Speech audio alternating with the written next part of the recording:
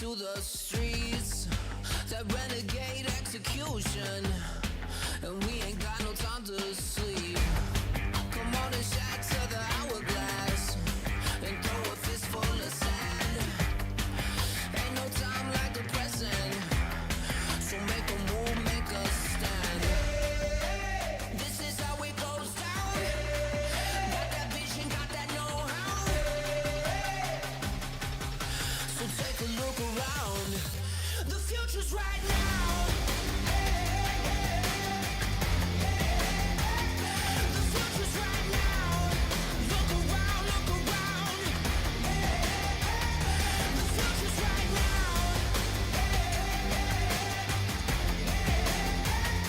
The future's right now. Look around, look around. The future's right now. We got high expectations, never settle for less. Every day a revelation, I keep them guessing what's next. We're standing on the edge, not afraid to fall. Sky's the limit, build it bigger, now we take it all. It's unstoppable, never impossible. Just take a look around, the future's right now. The future's right now. Look around, look around. The future's right now.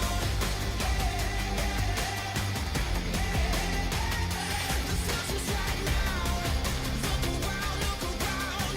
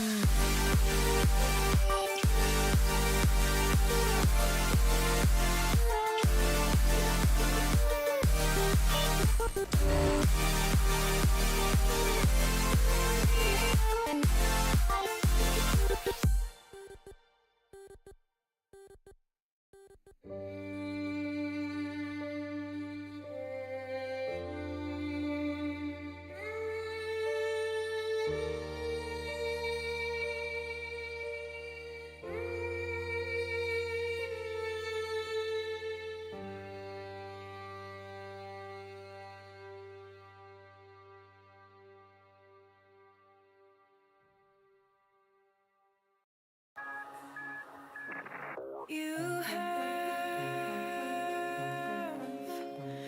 habits just like me.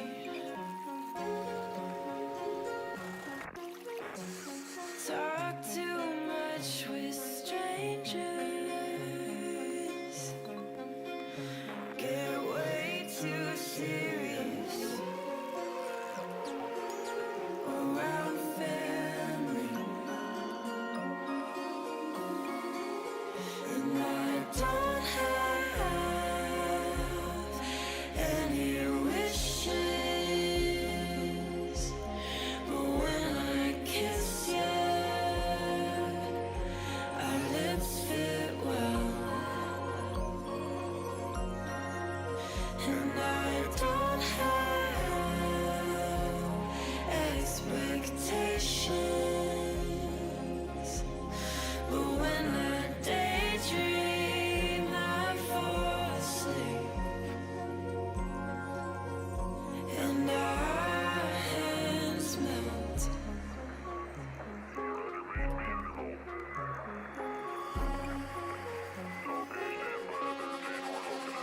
It started out as teasing, but I had deeper meaning when I touched your chest. Now I don't know how but if I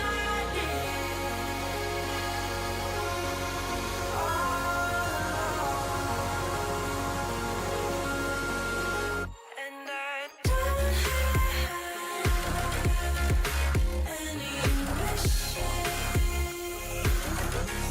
but when I kiss you, our lips fit well. And I don't have expectations, but when I daydream, I fall asleep, and our hands melt.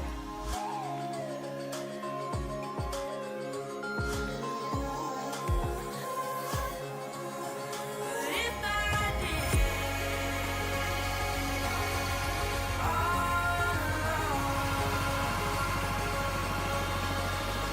and I don't have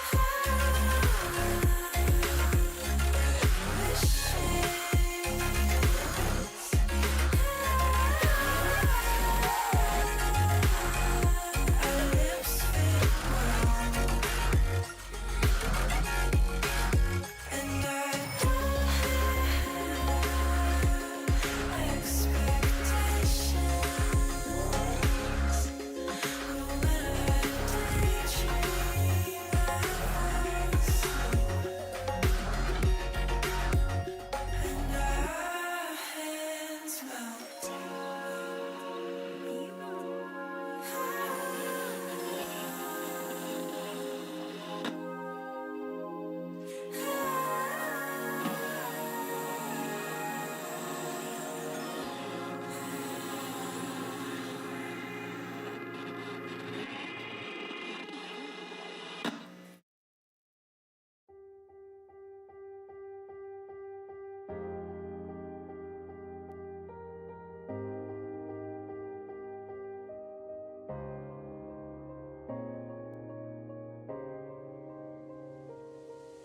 Moment, all it takes is a moment. Is it fate that you came this far unbroken? If it's destiny, you wrote it. Focused, but you gotta be focused. Make or break, it's the last goodbye they remember you for. They're calling your name, go and take what's yours. Here, now, it's everything you've been dreaming about. There's a reason why you were chosen. This is your moment.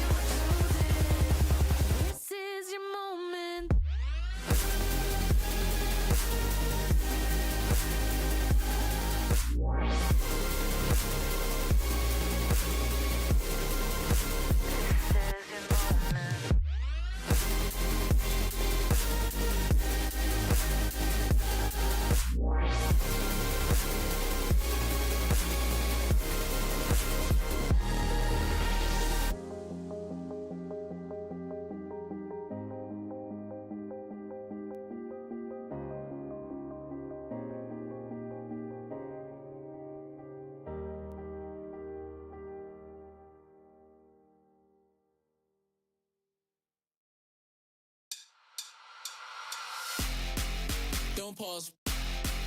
Press play. Don't pause. Press play. Don't pause. Press play. Don't pause. Don't pause. Press play. Press play. Press play. Press play. Press play. Press play. Press play. Press play.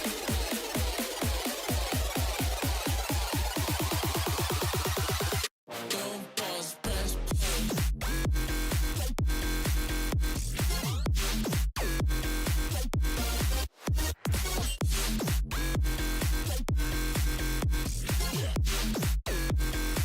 I wanna hear what you got to say. Press play.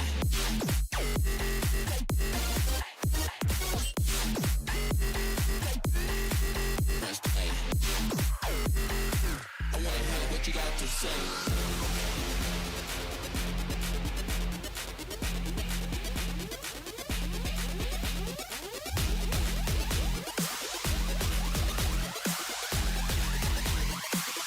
Don't pause, press play.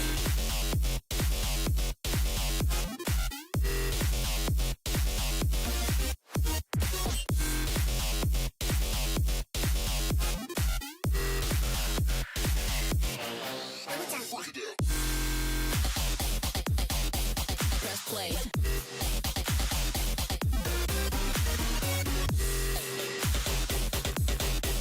Press play.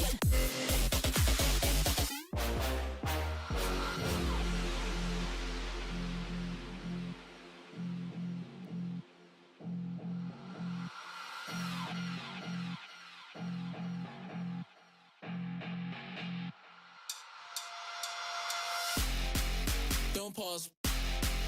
Press play. Don't pause. Press play. Don't pause. Press play. Don't pause. Don't pause. Press play. Press play. Press play. Press play. Press play. Press play. Press play. Press play. Press play.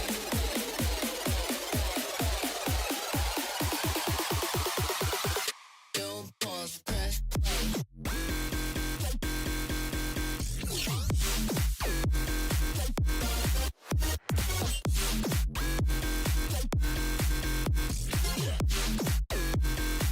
I wanna hear what you got to say.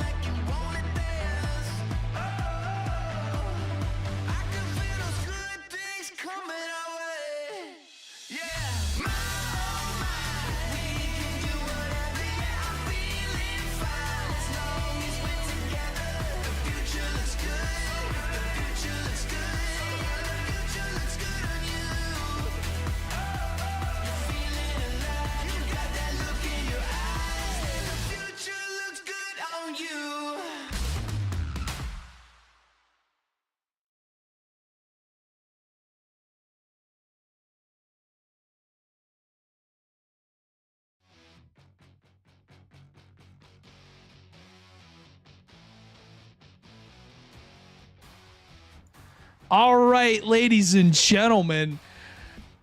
I know it's week 5, but I can't prove it. It is week 5. It's actually week 5, and I can prove it because it says it on the stream title, right? Right? Am I right about that? I think I'm right about that. Yeah. I hope so. But I can't prove it at the moment. I don't have the case for it, but yeah. Obviously it's going to be a good one.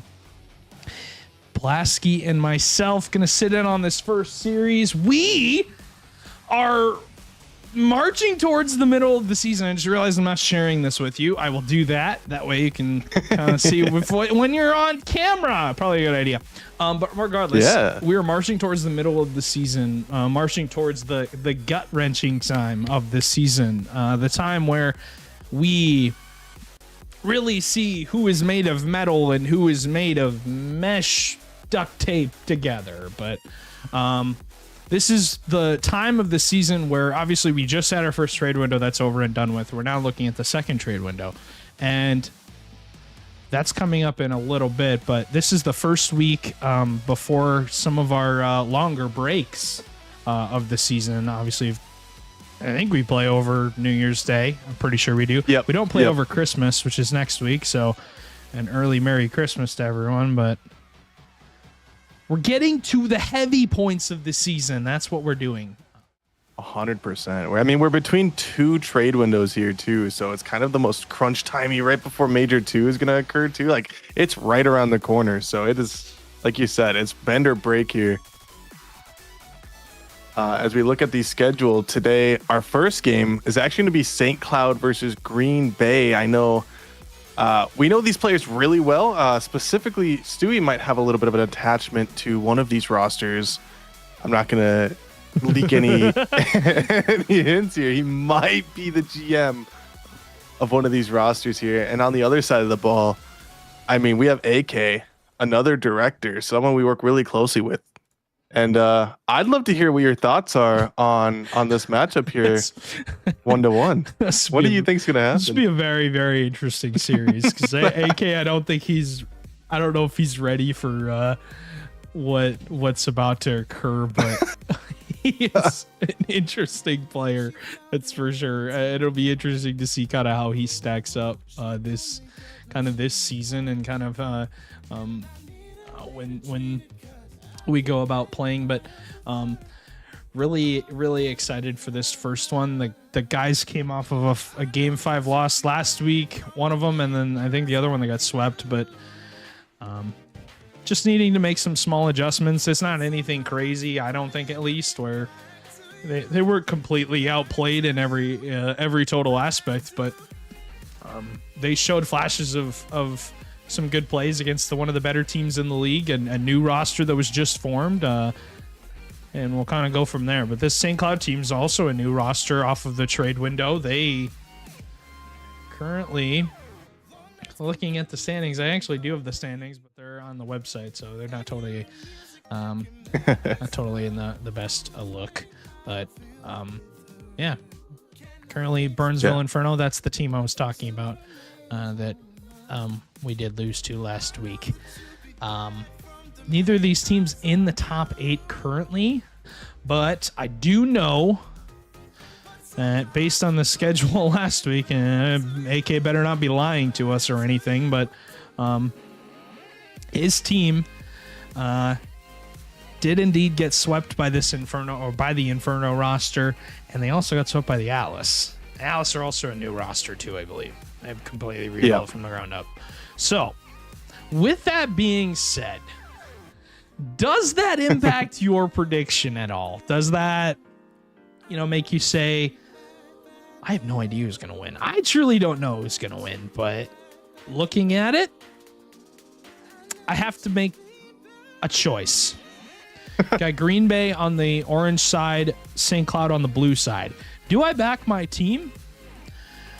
Yeah, I have to pick them here. They showed pretty much whatever else I could want out of them last week, and going into this week, I don't feel like they're playing an opponent that's as more completely sound. I mean, that new Burnsville team is going to be really good. We know that. I mean, they're 2/3 of a LAN winning team last season, so have to pick them. Yeah, I get where you're coming from, and I completely understand. And the thing about Green Bay Knights is that if they win this game, technically speaking, as long as if they win, they're eighth. They're the eighth seed, at least for the next several minutes until things get jumbled up by the end of the night. But that does technically put them in playoff contention. And like you said, they're both technically out of it right now for LAN. And so I want to say the Green Bay Knights are a more complete team. And I think the Flyers are a lot more of a wild card. I'm not exactly sure what to expect, but I'm going to be a little contrarian here to you. I'm going to go with St. Cloud Flyers. I think we're going to take it in 4. You're all right. It's a risk. It's I know. a risk, but you're I know you're it's picking a team risky. that could really pull anything out. We don't know. We don't really know what to expect. Anything could happen at this kind of bloody moment. Not really. Also, they're totally trolling because they started another scrim match at like 5:57. I did see that. Yeah. So, yeah, kind of just hanging around for now, but yeah, I don't know. I don't. What do you predict? For me, that's tough to say. It's like you could say that they're going to dominate. You could also say that this is a slugfest that nobody knows who's going to win. Probably a better assumption, but yeah, I was gonna say the thing about these players that we have here. I mean, Busy was the 5th overall pick, ended up getting traded over here to St. Cloud. Is it a massive upgrade? I mean, I think Busy's an insane individual player, and I know he has a lot of reps with AK. I don't know how much he has with Lando. But I personally got to play against this Green Bay squad. I believe I played against Alpha and Grant, and then you guys had a sub up in Mal for Jack Knight. And they were super good. I just don't know a whole lot about Jack Knight individually to rate that. I know we ended up winning that series, so I guess Jack Knight is the biggest question mark to me in terms of clearly they were playing like a piece of them was missing. And I'm sure Jack Knight definitely brings that to the table. So I'm excited to see what he does in the series. Yeah, and kind of a wild card, I guess you could say. We don't truly know what's going to end up, but we are not back next week. We're taking a break. This is week 5, and obviously it's the last doubleheader before week 6 is not a doubleheader, just one series for everybody. Be a nice quick week, but that's not till January 1st, so it'll be a good nice break, nice spacing of some times. But yeah, after that we pick up things with a trade window and see what other moves are made. I personally, and I don't know if everybody has the same sentiment, but I personally feel like this second trade window is going to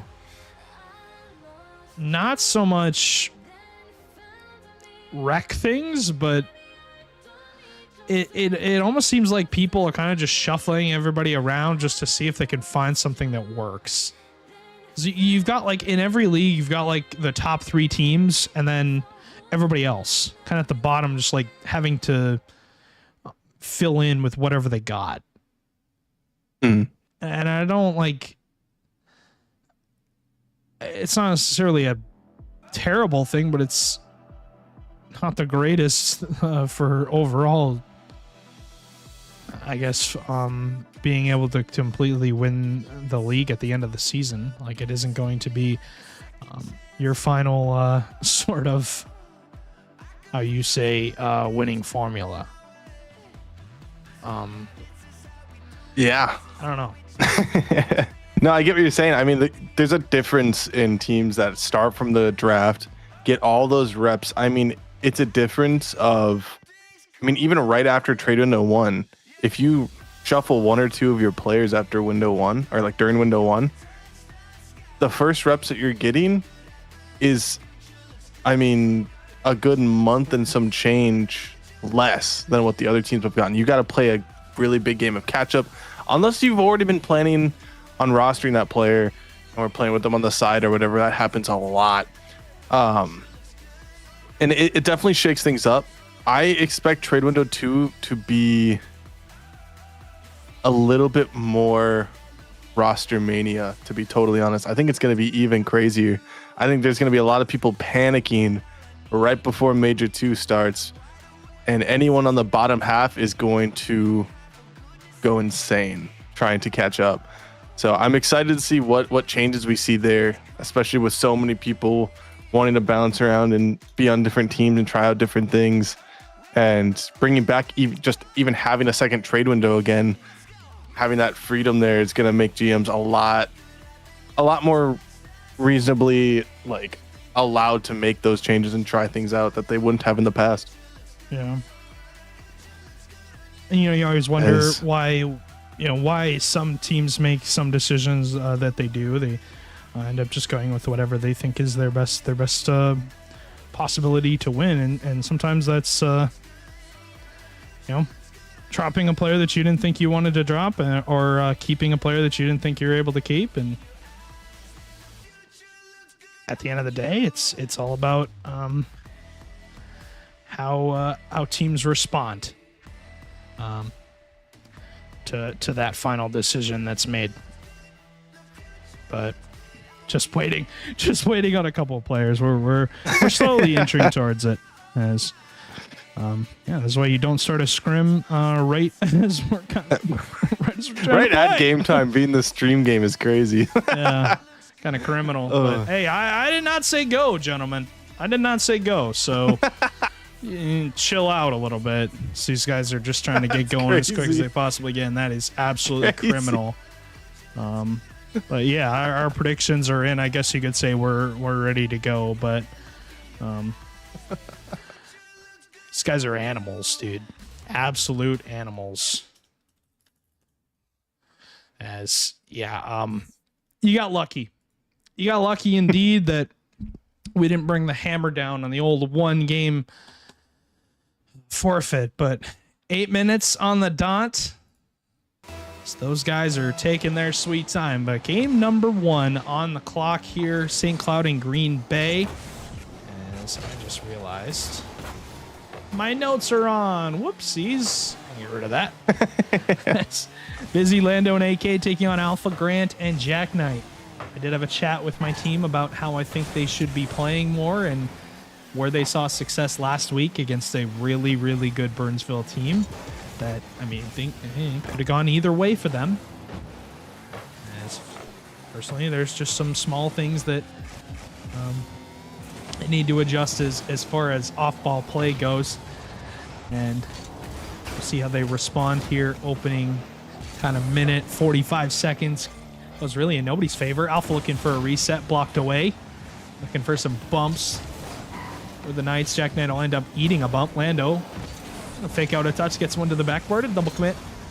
Green Bay, Busy towards the net, easily turned away by Grant. Grant will not be able to stick with that. Busy's going to cut back, a beautiful cut to get his teammate the ball. And that to me is a difference in a play, as Busy looks for AK on the sidewall. A lot of players that are struggling to rank up or not on the come up just yet of getting to the level that Busy is at. Oh my! Double.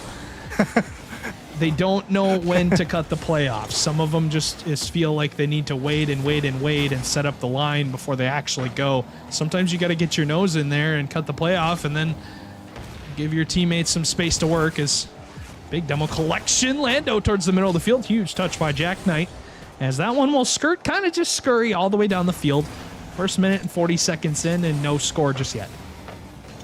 Yeah, and as you were saying, there's just been a lot of really good passing plays out the gate, especially for a game 1 and match 1 for both of these rosters who have not actually played a regular season series so far. I've only had scrims today. Both these teams clearly came in warm.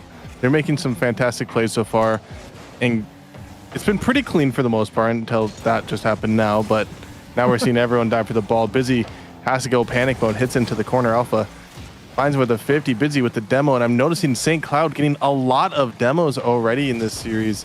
Something that I noticed from your roster when I faced them was they were doing a lot of demos, and I know you were talking about their off-ball play, and I'm sure you don't want to leak exactly what you told them that they should be doing, so I won't even bother asking, but I'm excited to see what changes I see in this series. I mean, historically, most of the problems can stem for some teams is plays like that or kind of just too much space.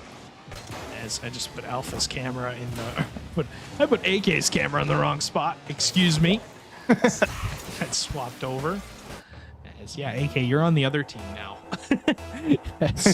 Yeah, I won't say exactly what I said, but it did pertain to how you play without the ball in your hands, and sometimes it's important to just make the plays happen like that.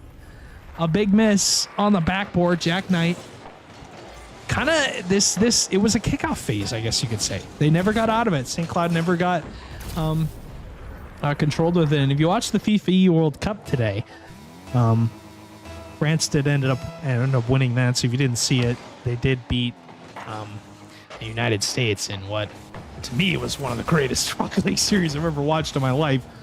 And then ended up beating Saudi Arabia as a huge miss from Grant is going to be an own goal. Yeah, and he's just rushing the play on this miss. The ball just pinches out, and Grant can't make contact. But the overarching theme today when I watched that was kickoff phases. Some teams just could not get out of that kind of 10 to 20 second phase right after the kickoff happens, where either there was a play like this that was made or some sort of touch forward that teams just don't have enough boost to read. As AK has no boost here, can't read that. Grant blocked by Lando.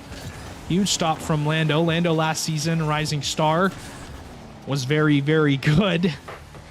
I don't know how they did Atlanta, I don't think they were able to make it to Atlanta. They did not qualify for Lando, I believe. I think Lando ended up having to play with a sub for like the last 3 or 4 weeks, including the major. And because of that, they just barely missed. I think they qualified. That might have been the team that like it trolled and like they couldn't make it. I couldn't remember. To be totally honest with you, Lando's a blur. As I say that, Lando's a blur, getting a hat trick already in this series. 105 on that clock, and Lando doing it all himself this time. No pass. Well, I guess he got it from Busy, but not really. Yeah.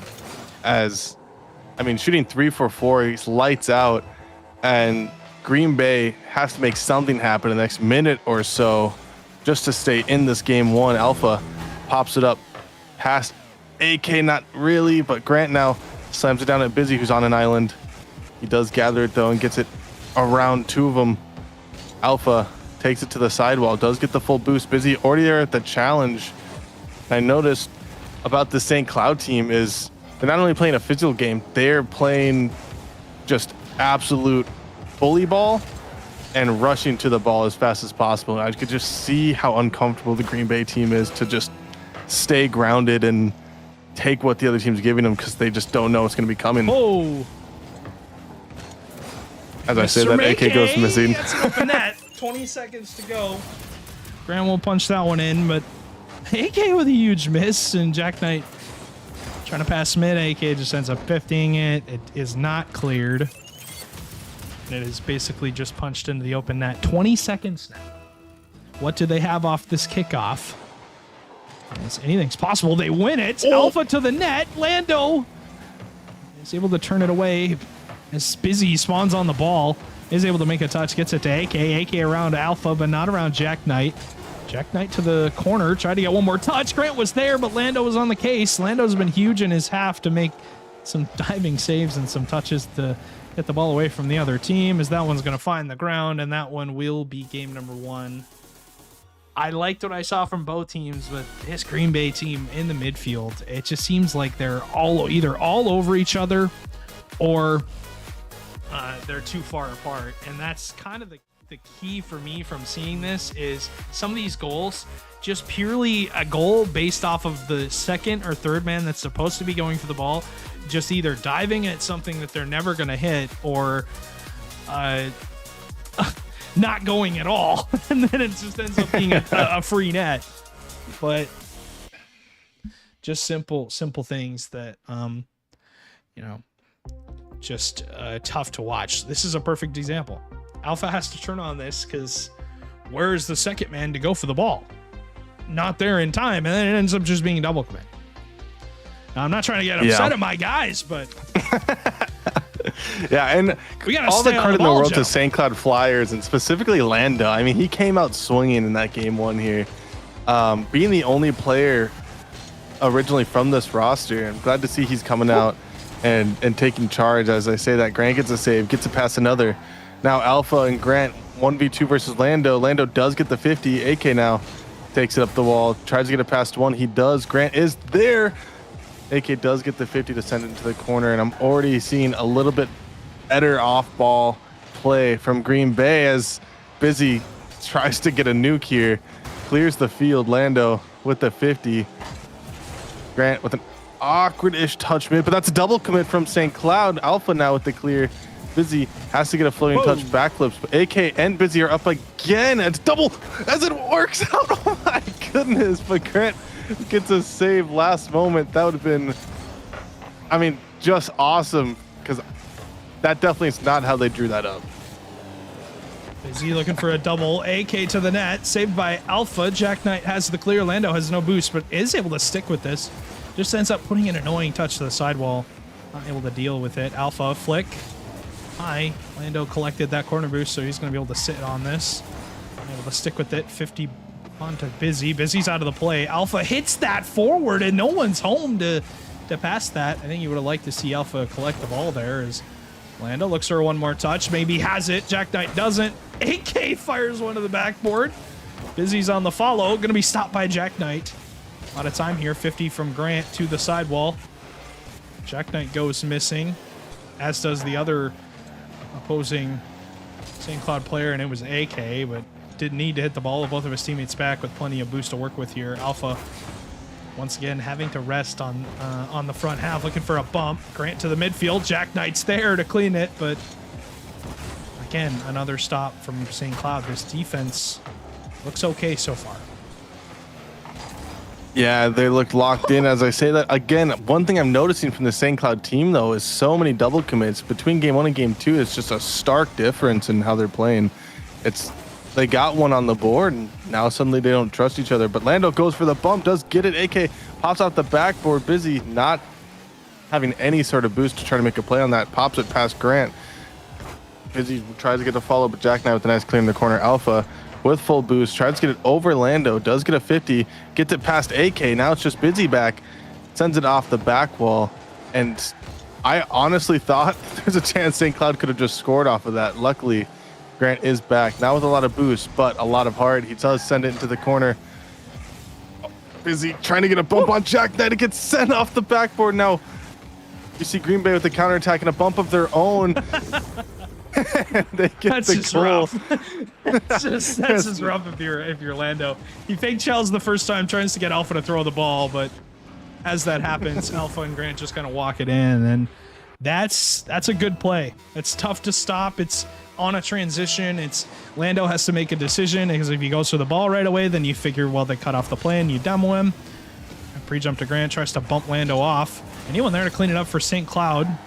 It is Busy to stick with it. Can he get one more touch to the backboard? AK is there. Jack Knight just has him beat by half a step, and that's kind of been the theme in this second game so far, is Green Bay just hanging on by a half of a step. As Busy looking to go high, ends up blocking it. AK to the backboard. Jack Knight's in a terrible spot, gets a bump. Lando does not crash in time. Alpha should have this out, and just to stick with it on a reset, does. Alpha trying to work his way through the midfield and ends up winning a challenge, but AK is there on the shot to the net. Alpha has the stop. As Lando will stick with this, 100 boosts, looking to drop it down. Nobody's there, nobody's home. The knock on the door was unsuccessful as AK hits that one forward. Jack Knight, my guy, gets some boost. He's got nothing for the past 2 minutes. As Busy will dunk Grant to the backboard. Alpha should have this clear. Jack Knight and Alpha collect it together. They do get around AK. They try and bump Lando. Lando's last back. Jack Knight a huge bump as Grant just pops it high for Busy to deal with it. 45 seconds now. Huge challenge from Grant in that corner to slow that play down and not let St. Cloud out just yet. Jack Knight to the middle. Alpha is there. Busy has to read this. It's a little awkward. Doesn't get the greatest touch. Does have some out from AK, but 30 seconds, Blasky, and Green Bay trying to stick with the ball here and keep pressure. Yeah, and totally different teams that we're seeing for both sides. As I say that, Lando showing exactly what he did in game one, ends up getting a goal all on his lonesome. And I mean, I say that, but AK did make Jack Knight a little bit awkward. Grant not expecting it to probably bounce in and doesn't have enough time to get there. And they tied up with 22 seconds left on the clock. Again, Lando the man to make it happen. We see a 50 go the way of St. Cloud.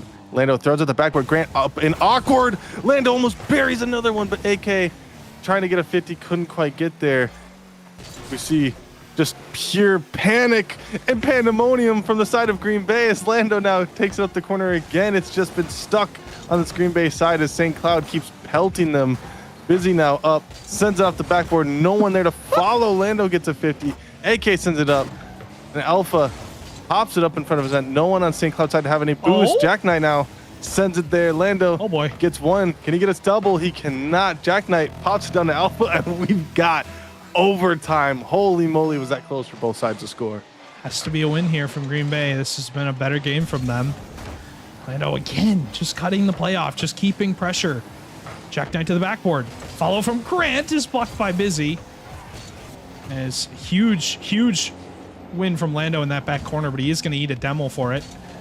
Trying to get around. AK just bullies his way through, but can't get the one touch. Steals the corner. Lando fakes out the last man, but Jack Knight has it cut off and has one more touch around AK. Grant going to hit that one forward. Jack Knight's trying to get a bump. Lando will collect. Or something. Some sort of play. AK? Hello? What are we doing? His face says it all. That was that was something.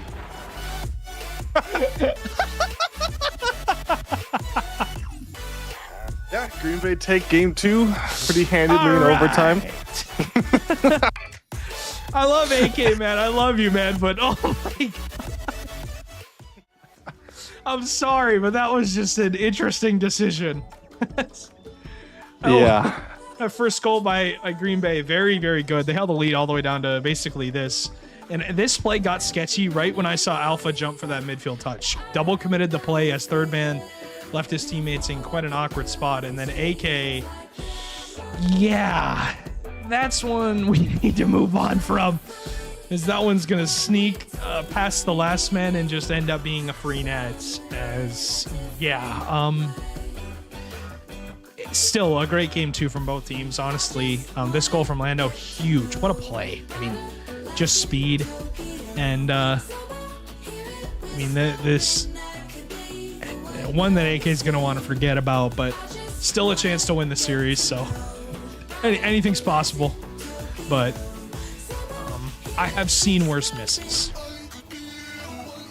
Yeah, I mean, that was a tough one for sure. But we'll see if he can maybe get his get back here. Busy now sends it at the... But we see Lando now pop it up towards AK. AK pops him in. Busy backflips. It's just Lando back with no boost. Can Green Bay make a play? Not quite. Alpha there with the beat. It's just Busy now. Has to try to take this 1v2. He does get it past him. A little bit of awkwardness from both rosters, just not having a whole lot of boost or a whole lot of possession so far. It's kind of interesting that now that both teams have bled a little bit, neither of them want to make the next mistake here. And we got to see them play the way that they did in the past. Obviously not the way that AK just did, but other than that, both rosters have shown that they can make it happen. As we see Lando get so many 50s to try to get one, but Green Bay is just a wall and stop it right on the goal line. Oh my goodness. Lando looking for another touch. Jack Knight, great touch, actually gets to the backboard. Busy has the long clear. Somebody should have this from Green Bay. It is Grant. Gonna sky that one up to Jack Knight. He's cut off by Lando. Grant gonna take his time, but I mean, that's just too readable. At that point, if you're busy, I mean, you know the touch is gonna come in. Almost have to just wait and then play to the midfield rather than playing up the wall, because I mean, at that point, Busy's just saying, okay, well, he's committing to the wall because he hasn't hit the ball to the midfield yet. Whoa! Lando's gonna go missing on that. Grant, reset double, blocked by AK. Alpha should have this and has plenty of boost. By plenty, I mean absolutely zero. Collects the corner boost, AK to the backboard. Busy. Not really a scoreable spot. I mean, just kind of skies the ball to the backboard and tries to stick with it and ends up bumping AK back. Grant with not a ton of boost, though, does get a good first touch and is able to follow it. Jack Knight's there. Gonna be blocked by Busy once again. Alpha collects on his return serve. Grant demos third man, but nobody home to block it out. Lando, what can he do? Towards the net, another midfield play that Lando just pounces on and scores. Yeah, I was going to say, I'm not really sure what they needed to do here. I don't know if it's communication error, but that was essentially an open net for Lando, as neither player on the Green Bay side opted to like go for it early. Just left it floating for Lando to take a shot. Grant got caught in the corner, and Jack Knight got caught trying to 50 it too late, and gives St. Cloud their first goal of game 3 here, as Busy now sends it off the backboard. AK is there, but not a lot of boost. Busy doesn't need him. Gets the play himself, and now St. Cloud are up 2 goals. I don't know where this came from. Yeah, just had a flip. Alpha missed the touch. I think we all expected Alpha to hit that. Busy ends up just putting it away. 2-0 advantage now with 2:37 as Green Bay got to get something going here. Maybe it's off this kickoff. Jack Knight to the corner. Gets one more touch. Tries to get around AK. Ends up leaving it for Alpha. Alpha tries to get around Lando, but Lando easily drives that to the corner. Doesn't really need any boost to do it either. Jack Knight sends you around 2. Has a flip. Has a reset. Well, not a reset forward, which is a simple backflip forward, but doesn't gain too much ground with it. Lando skies it. And once again, Green Bay has to collect on their back line. It is Alpha, but doesn't have a ton of boost. Grant might be able to stick with this on a 50, but ends up just turning it into a back pass to Alpha. Alpha 50'd by Lando. And this St. Cloud team, once again, similar to the first game, kind of just all over the midfield line. There is no room to work if you are this Knights team. Yeah, and it seems like that's kind of where the Green Bay Knights thrive, is when they're given a little bit of space, given those opportunities to take 1v2s, get their demos, and do all of that. But St. Cloud's not even giving them a chance to breathe, taking all the boost, jumping super early at all these balls, and it's tough, especially. But Alpha now, with his opportunity, Busy with a nice stop. Plays it out to the side, but Jack is there. Gets a little bit of an awkward touch, but Lando does intercept it anyways. Oh my goodness, we're seeing fake after fake. Alpha opted to try to get a bump on Busy, couldn't quite get it. And a little bit of awkwardness for the last 15 seconds as the ball just kind of slowly rolled in midfield and no one was doing a whole lot with it. And now AK with the opportunity to get it past Grant, cannot do it. Busy up early, no one quite there. Alpha does get the read on the backboard, tries to get around 2, doesn't get a chance to. Lando quick to play the low, tries to get a pass mid. Jack Knight intercepts it, gets popped up, but no one from Green Bay having any sort of boost or ability to get there. I mean, I feel like that's just been a common theme this whole time, is just when St. Cloud is playing so aggressive, Green Bay is not even given the option to play like they're used to. It's not going to be able to read that. Ends up misflipping it. Jack Knight will have it covered. It's going to go to the backboard. Follow from AK, hits the post. Again, Lando on the case in the midfield. When will we see some kind of midfield plays from this Green Bay team? AK flip reset. Blocked by Jack Knight again. One's going to go poke midfield. Jack Knight towards the net. AK should have it read and end up does. That one's going to go off the backboard. St. Cloud 1 game away from the win. And Green Bay once again caught out in the midfield on some simple plays that it's almost like, you know, it's not like they're playing to not win. They're playing to not lose too much. And some of these plays, it just seems like, you know, stick your nose in there and get in the play a little bit more. Yeah, I was gonna say it's. I mean, it could be the fear of how aggressive St. Cloud's been playing or what, but it just feels like Green Bay, when they do choose to really like dive in there and try to make a play, it just happens to be the wrong time to do it. And then when they opt to not do it because they get burnt the first time, that's when they should have done it. And it's making them hesitant. And I know this team is nasty when they can really lock it in. Busy trying to get a sidewall off rip. I mean, if you're Green Bay, you absolutely need some sort of momentum. You cannot let St. Cloud score first here because they have just been running the last 5 or so minutes of this series so far. And as I say that, Jack Knight tries to get it past AK. AK quick to 50 him. Alpha with a little bit of fake. Gets it past 2, but couldn't quite get it past Busy, actually. Busy now skins it past Jack Knight left on an island. Alpha with a nice demo, and that's more of what I want to see from them to clear up a little bit of that space and give them some more opportunities to take the ball. Is I think if Green Bay gets a few more demos like they did in game 2, they would be a lot more comfortable in the midfield. But alas, they've been kind of stuck here, just getting pelted with shots. Alpha around Busy. 50's AK, just Jack Knight and Lando. Lando faked out by Jack Knight. Says bye-bye as he kind of just flies at the ball, and this is a better play. I mean, just using your brain of, you know, thinking, all right, well, they might panic on this. They've been very, very aggressive. Might as well use it against them. Make him overcommit. I don't blame Lando for trying to go for that. I mean, you do have to close the gap. I mean, he was behind on the challenge quite a bit as far as spacing goes. Alpha, oh, he gets it around too. Just AK. Lando ends up hitting it back to the backboard. Jack Knight thought he had it red. Grant will have a beat on Busy, but not around AK. As he gets that touch, Busy kind of just gets bumped into it. Lando shoots it wide. That's not what we've seen from him all series. Has been pretty darn good when it comes to putting these plays away. And ends up just, I don't think he was expecting the ball to just be put on a complete silver platter for him straight to the front of the net. As that one's going to go to the corner. Grant, good pop-up touch.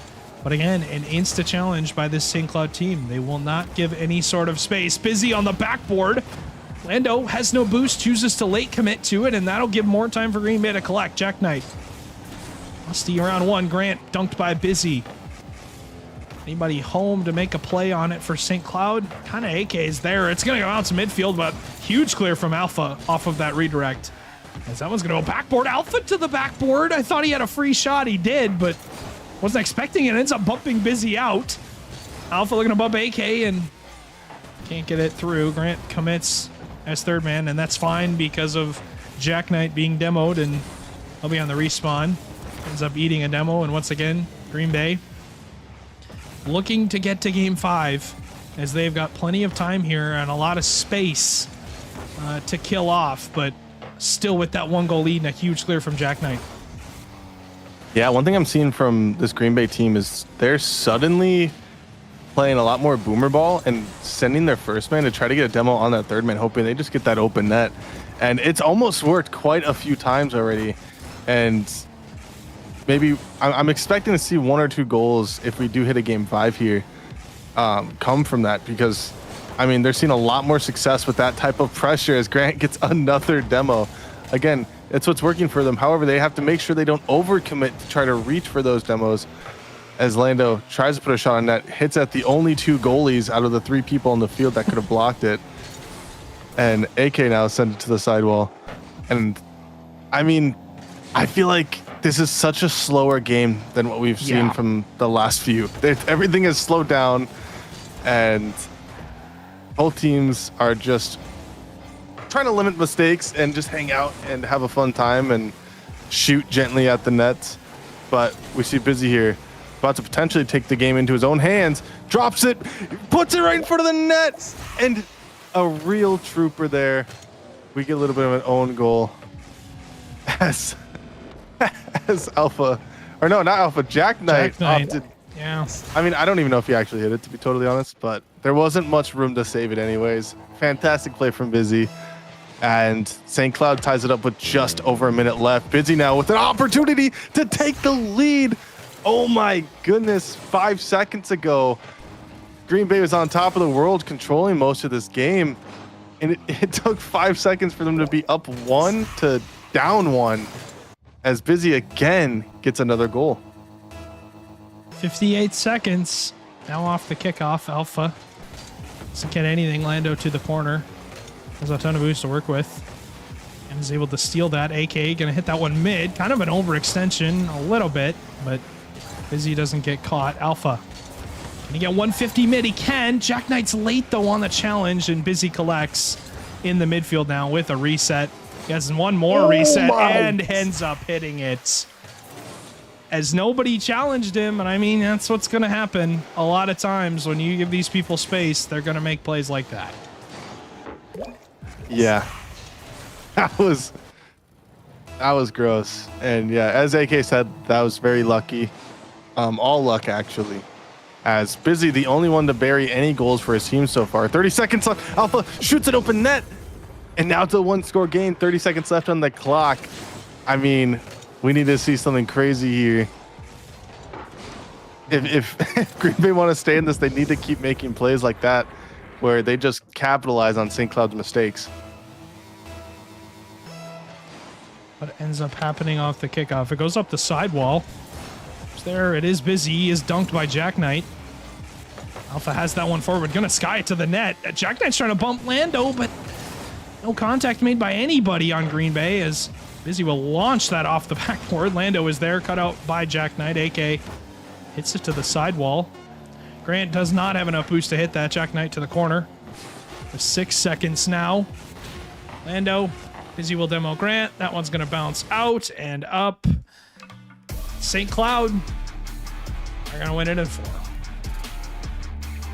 I would like to talk about how I am a ball knower, and I said St. Cloud was winning in 4. To be totally honest, I didn't know they were like that. I knew they had a pretty high ceiling. I knew that they had a pretty low floor, and they came out swinging, and goodness, I mean, especially Game 4 Busy was disgusting. There was not a whole lot Green Bay could do to stop what had just occurred.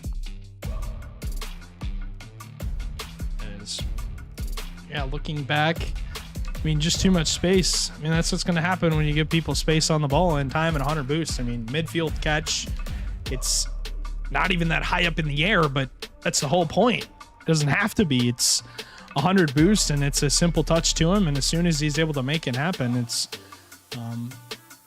especially with no challenge being made, it's gonna occur if you don't go. Yeah, that's just a simple play out of it. Was so many moments of just nobody challenging, or when the challenge came in, it was almost just a dive that had no opportunity of hitting the ball, and kind of how it goes. But yeah, difficult for sure. Yeah, I mean, St. Cloud played super well. Green Bay played super well. Obviously, not the way you would like the series to go, but that happens. And I mean, props to both teams, except St. Cloud being so late to the series. Props to both teams for showing out. This changes things a little bit at this very moment. When I just changed that one thing, Flyers are now the 10th seed. Green Bay Knights are the 12th seed. And they're both creeping back up. It makes it so the Flyers aren't so buried in the standings and have a better chance to qualify for land. Green Bay just behind the Flyers by 1 game, so that's unfortunate for them. But I definitely think both these rosters can definitely clutch it back up, and I expect both these rosters to be at land. To be totally honest with you, I mean, it could be. There's a very good chance. I mean, I don't know. When they're on their day, they're both very, very good. But when they're not, I mean, series look like this, where it's just a kind of a slugfest, grindfest of trying to get anything you can to go your way. But kind of how it goes sometimes. But first series of the day, we have to get on to the second one. As, yeah, did not go to game 5. I guess you could say that's a good thing, but only went to 4. St. Cloud wins it. And I don't know. I don't know how to feel about it. I think my guys played okay, but anybody can, obviously you can play better. Obviously you can say you should play better when you lose, but yeah. We'll see what ends up happening for the rest of the night, but next one up, St. Paul in Minneapolis is I'm just excited to get this one underway. 100%. Don't go anywhere. Don't leave us. Stick around. Stick around. It's gonna be a good one. Yeah, we'll hang out for a couple minutes on a break, and then we'll have this one for you.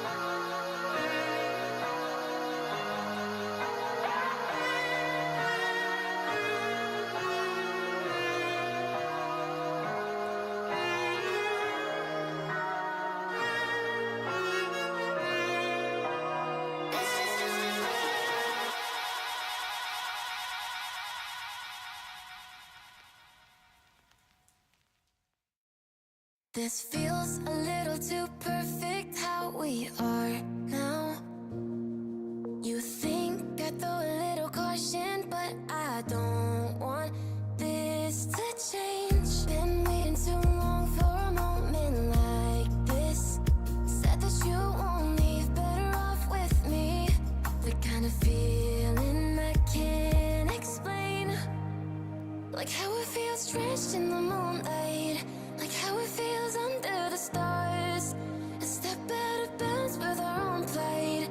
A push towards the peace in the hearts. If it rains down all on us, drown out the noise, and I'll trust the mirror, mirror on the wall. Is it fair to watch me fall? Broken up in pieces. Can you see me bleeding? Mirror, mirror, tell me please, if these broken memories are enough to break free. Will it fix us slowly?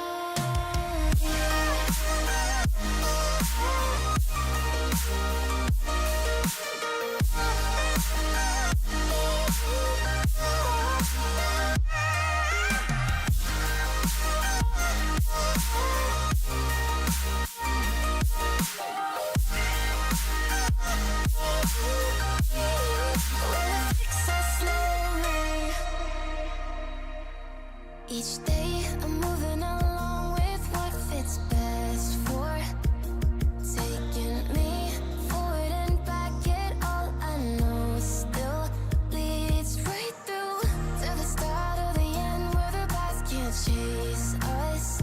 You should stay for a while, disregard all the miles. If it's you and I will be okay. Like how it feels drenched in the moonlight. Like how it feels under the stars. A step out of bounds with our own plight.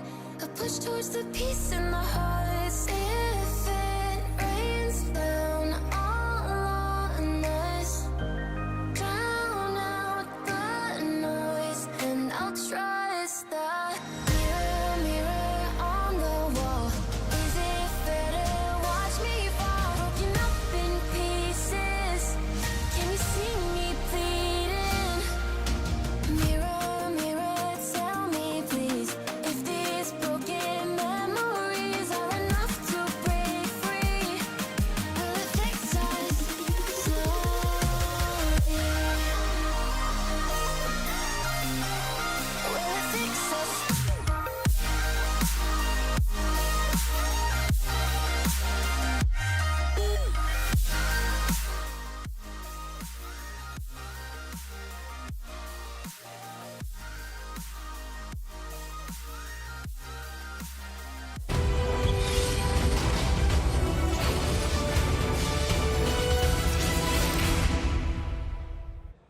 Hello, everybody. Welcome to MCS Challenger. It is a beautiful, brisk Friday evening, and we have a great matchup coming up tonight between the Minneapolis Miracles and the St. Paul Senators. I'm really excited for this one. I know a lot of players in this matchup personally, and they're also pretty tight in the standings as well.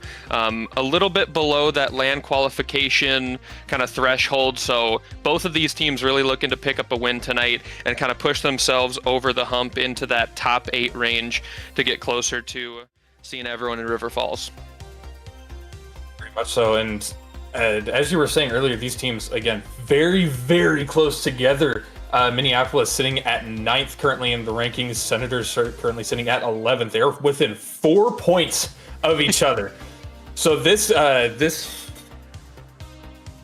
game could very much define how the rankings end up at the end of this week. But just talking about the Senators real quick, former Senator right here recently got traded over to the wonderful the Wonder Raid show, but currently sitting 25 points, got 15 points out of Major 1. That's still pretty good. Not as much as they probably could have hoped, as you can definitely see some of the other teams getting a lot out of it, but 15 points, hey, that's better than 0, and that puts them very much in a favorable position. And with how much time we have left in the season, that could be enough to push them into going into land for that contention.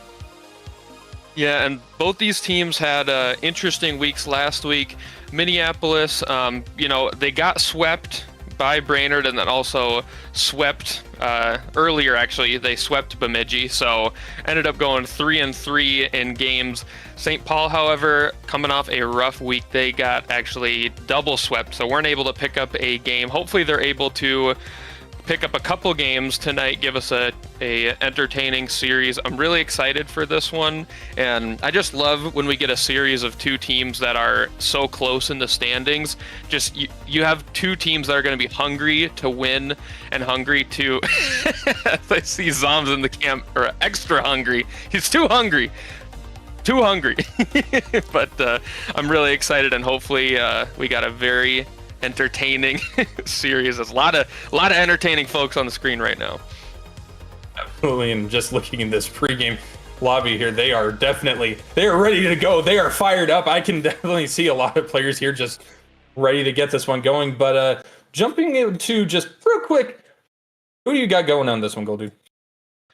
You know what, Far? I am gonna go. I got a lot of players on the Miracles that just love them as friends, and so a little bit biased. I'm not gonna lie, but it's I got them actually going 3-1 here. I do have St. Paul taking a game. I'm not gonna predict the team to get swept 3 times in a row, but I think that this will be a decently comfortable gentleman's sweep for the Miracles tonight. That's a fair assessment, but now I think I'm the same, but the opposite. I was on the Senators for the first little stretch of the season there, all the way through Major 1, and getting to know Pops and how he likes to run his franchise. And I know he takes it very seriously, but he takes it very lighthearted. Just wants to have fun, but also is looking to win. And I know having some personal time with them, they are very. They want this. They definitely are going to be wanting this win, and I think they're going to be able to take this one. Also, maybe in a 3-1, if I had to guess anything at all. Both got them in 4. I'm really excited here. I think everyone is ready to go here. Got all the players in the lobby. Let's see, and we got players joining up. Sweet. 1, 2, 3, 4, 5. I believe we got a 6th out of my view. So let's get going here. Game number 1 underway. Fresh 5 minutes, best of 5 on the clock.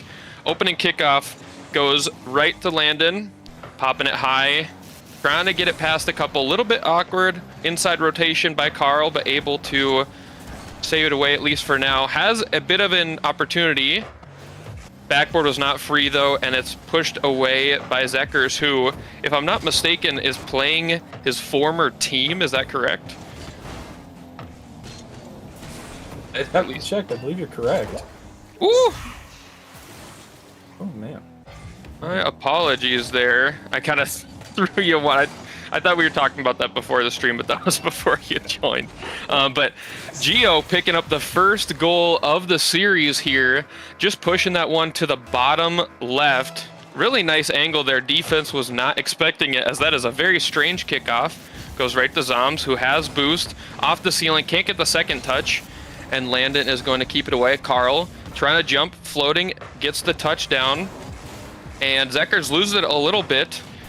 Pops, flinging it over to the left wall, trying to get the read, but has to avoid the demo. And no real shot opportunity there, as that one's going to go just wide as well.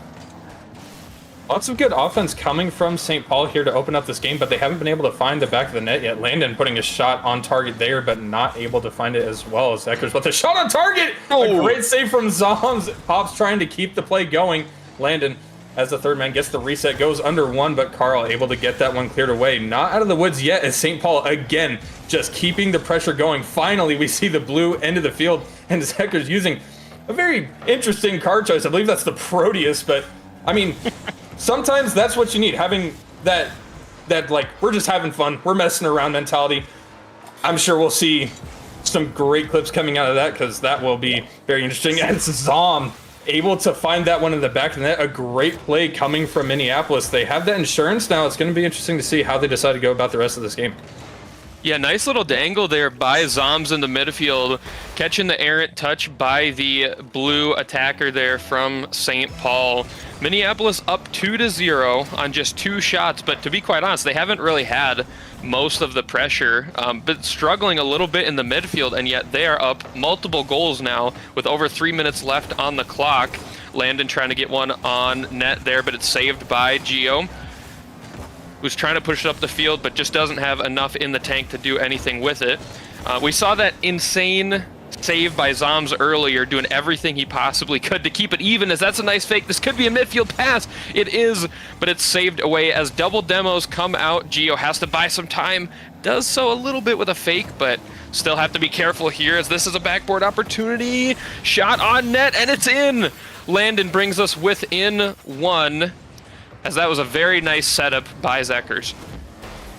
Just constant pressure coming from St. Paul. It didn't work out for them that first time, and they ended up getting punished for it, but not this time. Not going to let Minneapolis go up by 3 in this one. Cutting that lead down to 1. That insurance that Minneapolis had is now completely gone. They've got to make sure they play a little bit either more aggressive or a little bit more defensive here. You don't want to let that lead go away. Gio playing up off the wall, gets it past 1. That's going to be a loose ball in St. Paul territory. Zekers on the wall, not a lot of boost to work with, as it looks like all St. Paul players are currently working on fumes. Landon able to pick up a corner there. Zom looking to try and get this one. Just a slow shot. Great save from Landon and cleared away by Zekers. A great defensive play coming from St. Paul here. A great follow by Zekers there. Landon, who was in a very scary spot, just having to drop that ball right in front of the net on the goal line. Sweep comes through on the defensive effort, and they're able to get out of the jam. Right now, Landon is matching the entire Minneapolis team on shots right now. 4 by himself, shooting 25%, so I'm sure he wants that to go up a little bit, but that pressure is just going to keep them in this game right now. They need to keep this ball moving. We are under 2 minutes left, and they are still down 1. As that's going to go over Zom's head. Carl trying to collect, but ends up losing it. Zoms wanted to play it slow, but didn't see Landon coming in for the demo. Gio going for a bang. Zekers was turned the wrong way, a little bit awkward, but able to turn and get the save midfield pass, but no one's there.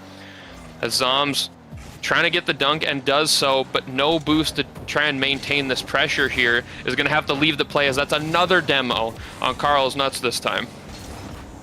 It was a scare there for Minneapolis, as it looked like they were going to get a play upfield, but unfortunately just couldn't make the push. Zekers with a great midfield hit, going to try and send this mid. That was a bit of a scary hit. I thought that was on target for half a second, but ends up just going a little bit wide. Zekers with great speed, able to get it past 1. Gio able to get a touch off the backboard, just playing control, playing it safe, just trying to burn as much time as possible.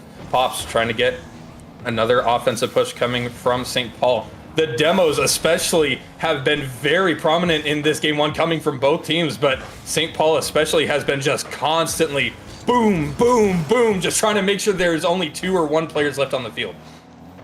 Yeah, Gio had a great play off the backboard there. Instincts tell you to play it to the left. Actually decided to whip the play around and play it the other way, away from the attackers, and just killed a ton of clock as we only have 23 seconds left, and that ball is going backwards. Zekers having to fly up to it and does get a touch, but there is just no follow through. Free ball over to Gio.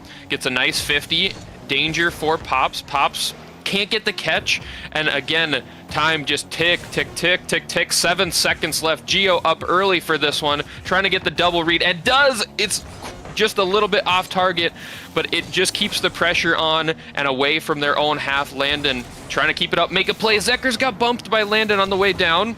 They're still alive, but another demo comes out. Pops up early to this. Boost getting low here for St. Paul. As 2 go there, actually Gio stays on the back wall. Midfield pass, shot with no boost.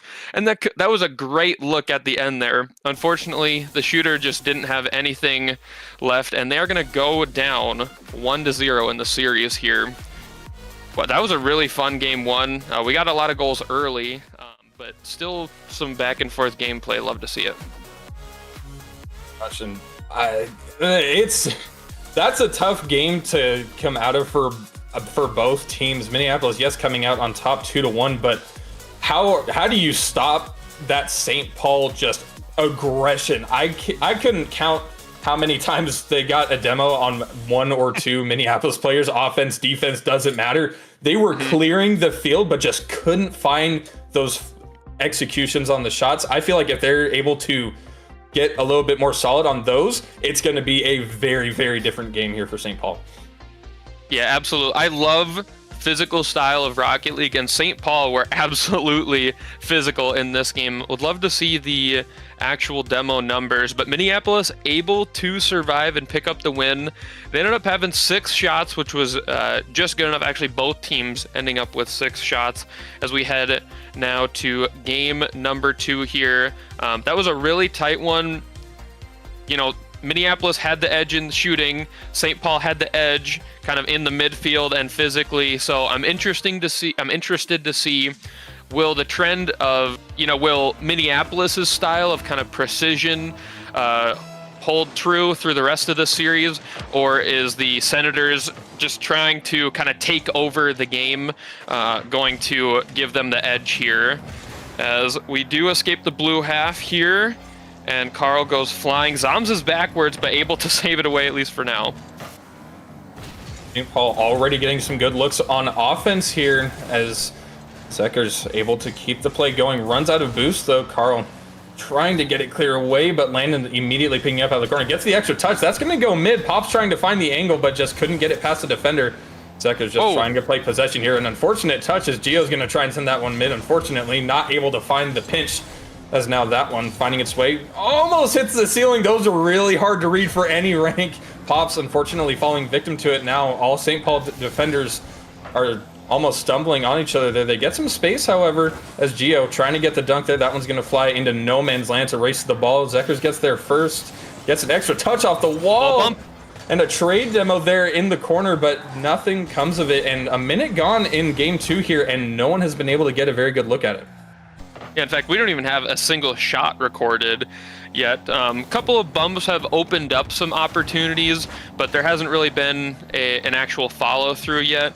Gio off the ceiling, to do it all himself. Unbelievable goal to open up in game number 2 here, popping it up to the ceiling, reset, jumps down, and gets the shot to the left of Landon and under the crossbar. He is popping off in the cams right now, and he should be, because he is putting a statement on this game and series.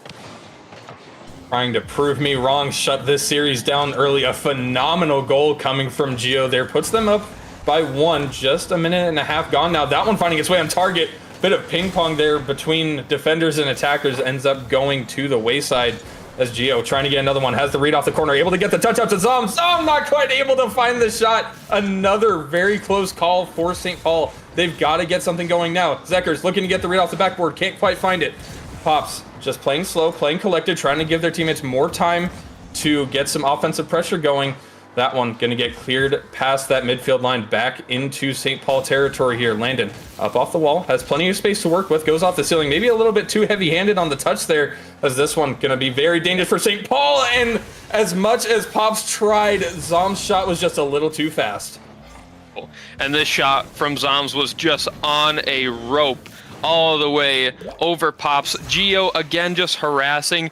From the game and a half that we've watched so far, he must be really annoying to play against. I've seen him going for cherry picks. I've seen him going upfield just chasing demos, stealing boost. He is going to have to get a save here and does. Might even have a follow-up. Gets the reset as well, can't do too much with it, but he is looking really impressive right now. As Carl, a little bit slow to that caught sleeping Zoms, gonna have to turn around here. Zekers, a little bit interesting touches, but still not able to make anything meaningful here.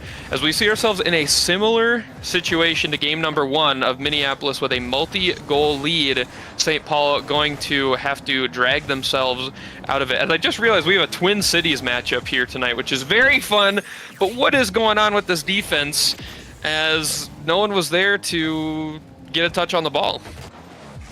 It seems that Minneapolis' game isn't as much of aggression and just trying to get in the way as St. Paul, but more just constant calm pressure, just slowly building until the defense crumbles. That has been what has caused a goal for every single shot that Minneapolis has had. They almost get another one there, giving themselves a 4-goal lead, but still at 3 they will sit. Pops trying to just get this out of St. Paul territory.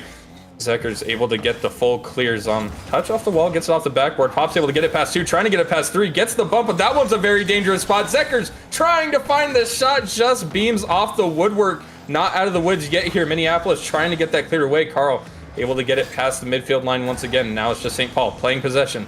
Pops up off the backboard, just playing slow, has plenty of boost to work with, able to get it past 1, gets the touch off the wall, just has to beat Zoms. It's a 3v1 situation, able to hold strong now, but that one's very dangerous. Zoms still able to get the save. Zekers trying to keep the play going, that one gets cleared away. And wow, they had numbers there. They had an opportunity to get on the board 3v1 like you mentioned, but Zoms cool and collected, letting the play come to him, letting the shot opportunity, making sure it's easily savable, not overcommitting. Ends up picking a bump there as well. Geo has to avoid getting bumped, actually trying to get the defender away there himself. They're a little bit awkward too on the front post there, but they're able to make the saves. Defense now a little bit low on boost, trying to get out. They just have to keep winding this clock down right now. 3-goal lead. The worst thing you can do is overcommit and give them a silly goal. If St. Paul wants to earn themselves a clip, fine, you give them that, but you can't as defense on as a Minneapolis defender right now, you just can't give them anything for free, and right there they're doing a great job of that. Very much so. St. Paul currently accredited with 7 shots to Minneapolis 3, currently shooting at 100% right there, but Minneapolis already having 5 saves total between all 3 players. They are just locking down on defense. Just park the bus at this point. We already have this game locked down. We just don't want to give it up in the final seconds here. Maybe try and get a momentum starter for game 3, but St. Paul trying to get something in the wheelhouse for them. Pops up off the wall, trying to pass out to Zekers. Able to get it past 1, but Gio from the skies is able to send it away and send it down to the ground. Minneapolis up 2-0 in the series. Coming off the ceiling like an absolute bat just to kill that ball when no one else saw it coming. St. Paul hoping that they could get just some kind of momentum goal to take into a reverse sweep attempt. And I mean, you look at the scoreboard and it's just very bizarre. Minneapolis shooting 100% on 3 shots. St. Paul shooting 0% on 7. Looking to see if it had changed at the very end there, but yeah, Minneapolis continuing their elite shooting performance. The looks have been few and far between, but very good. St. Paul getting less quality opportunities and good defense by Minneapolis. To be clear, it's not St. Paul just missing the net. These are saves that Minneapolis is picking up. We talk about that 1v3 that Zoms had to save. St. Paul has a bit of a hole to climb out here. I've just, only 1 goal so far, not seeing enough from them offensively, which sounds weird when they're out shooting the series 13-9. But, at the end of the day, you got to put them in the back of the net. Definitely something that St. Paul needs right here. Now down 2-0 in the series. Have to reverse sweep to even take this one away. That's a very tall order. We have seen it happen before, even within the last couple weeks. We've seen a couple reverse sweeps happen, and a bit of a fake kickoff there. Carl trying to get the pass out to Zom, trying to get some style going from Minneapolis, trying to make a statement. We're not just winning this series, we are dominating this series. Definitely trying to make a statement there, but unfortunately just couldn't find the shot. Yeah, and we talk about how they opened up game number 1, or sorry, how they opened up game number 2 with that first goal. Gio off the ceiling with the reset, kind of broke the defense a little bit. They're trying to recreate that with an opening kickoff strat. You can tell that they're feeling comfortable right now when a team's going for stuff like that. That is a great 50, trying to keep it in the blue half here. Zom's cutting it down, 2 committed there. As they bump each other, this could be an opportunity for Carl to wrap around. Isn't able to get it around the post, and Pops now just rolling it up the field. Nothing in the tank. Landon also with nothing. Zom's chasing 2 to the corner. 1 does get the boost, but Landon a bit abandoned here. I take it all back. Actually, Pops flying into the rescue. But so far, no real good opportunities for either team. This could be one. Pops flying in, but it's saved away by Carl once again, and we'll play on in this midfield. Looking again like game 2, we did have that long period of just no one scoring. Minneapolis finding the opportunity in this change in the change in strategy coming from St. Paul, but they were able to just crash down on it even harder than before, as now Jeff trying to get something going there. St. Paul having an opportunity here, trying to end the drought. They've gone almost a game and a half without scoring yet, as Minneapolis just trying to keep the pressure going. A great touch from Carl there, sending it back. All St. Paul defenders are going to have to scramble just to make sure they don't get scored on themselves. Landon with a demo in the corner on Gio. Pops playing off the wall, doesn't have a lot of boost in the tank, gets beat by Zom, but Zekker's able to get there, and Zom, not out of the play yet, is able to send it back mid. A bit of awkward play here coming from St. Paul, but that one finally gets cleared away. Zekker's with a boom opportunity there, and that actually might be in. It's off the post and saved by Zoms. Brutal. If you are a St. Paul player or fan, that one felt like it had to be in. It's a tie game, but you just needed something, and to be that close and fall just wide, that really hurts. They do have an opportunity there, but it's cut by Carl, who has done a great job of knowing when to cut into the play here. Gio as well, trying to find that sidewall read, does get the dunk. Carl shooting it to the left wall. Pops carrying it around 1, trying to pinch it past the second, does. Gio has to be careful here, no boost, puts it wide over to Carl. Great defensive effort, and they escape the jam once again. Our opportunities seem to be arising for Minneapolis here as they keep getting just better and better pushes downfield. St. Paul doing everything they can to just try and keep them away. It's practically just a frantic run on defense here for St. Paul. That one's going to find its way on target. Landon able to get the save. Zom able to find the shot, and no defenders there this time. 1:55 on the clock, and Minneapolis have the lead. Zoms, who's been pretty quiet this game, I don't even know where he came from. It just appeared on the right side of the screen, picking up a lead-taking goal. 1:55 left on the clock. We're talking about, potential reverse sweep. Obviously when you're down 2 in the series, Gio actually flying past the ball there. But at this point, we just got to win a game, and right now they are staring down the barrel of a 3rd consecutive sweep. Zoms pushing it upfield. Gio taking his time. Ended up sniping it to the top left corner, but that is a beautiful save by Landon. Gio cutting right back into the play out of nowhere, doubling it to the corner, but there's no shot there. Carl trying to maintain pressure. Water falls down. Landon having to jump to keep Zoms away. Carl is just up. So far, Minneapolis is just looking like they can go for whatever they want, and it's going to work out. Still looking for that first goal in a very long time. Pop's trying to send it mid. No one there to take the shot, as now Zoms with control. Gets a bit of a heavy touch there. That one's going to fall a little bit farther back than they'd like, but now 1 minute left here for St. Paul. They've got to get something going if they want to stay alive in this series. Pops, no boost in the tank, plays it low. Has plenty of presence on the ball, able to get it past 1, gets it just a little bit wide, and Carl's got to clear. And a good bump by Zoms. Landon wanting to have a quick follow, end up having to leave the play a little bit. Shot on the front post. Pops trying to get it mid. Where's the follow? Landon, I think wisely puts it left there. It would have been an easy save, but with no boost, this could be an opportunity. Zekkers with a little bit of a 50 win. Geo faking it, and Landon having to rush back. No boost in the tank. Good flick by Geo. Pinched in front of the net. St. Paul could have some numbers here, but they got to rush quickly here. Zekker's going for the reset. Goes for the musty off the back wall. It was a little bit too much mustard on that pass. There was a shooter ready, and that was a beautiful musty, but it just was a little bit too much. This entire game, everything's either too much or not enough.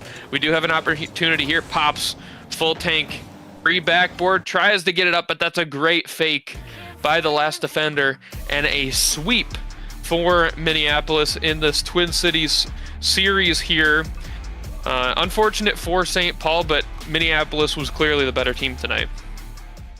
Couldn't agree more. I've said it before on stream. I love being proven wrong. If there's a team that is just gonna absolutely blow my prediction out of the water, I'd love to see it. I love seeing stuff like that happen. Minneapolis, it was just solid fundamentals. They didn't play super flashy. They had some great goals, especially coming from some of their offensive plays in game 2 there, but overall, just Minneapolis, very strong performance. Unfortunately for St. Paul there, they just had a very strong opponent, and it was very hard to find any opportunities for them.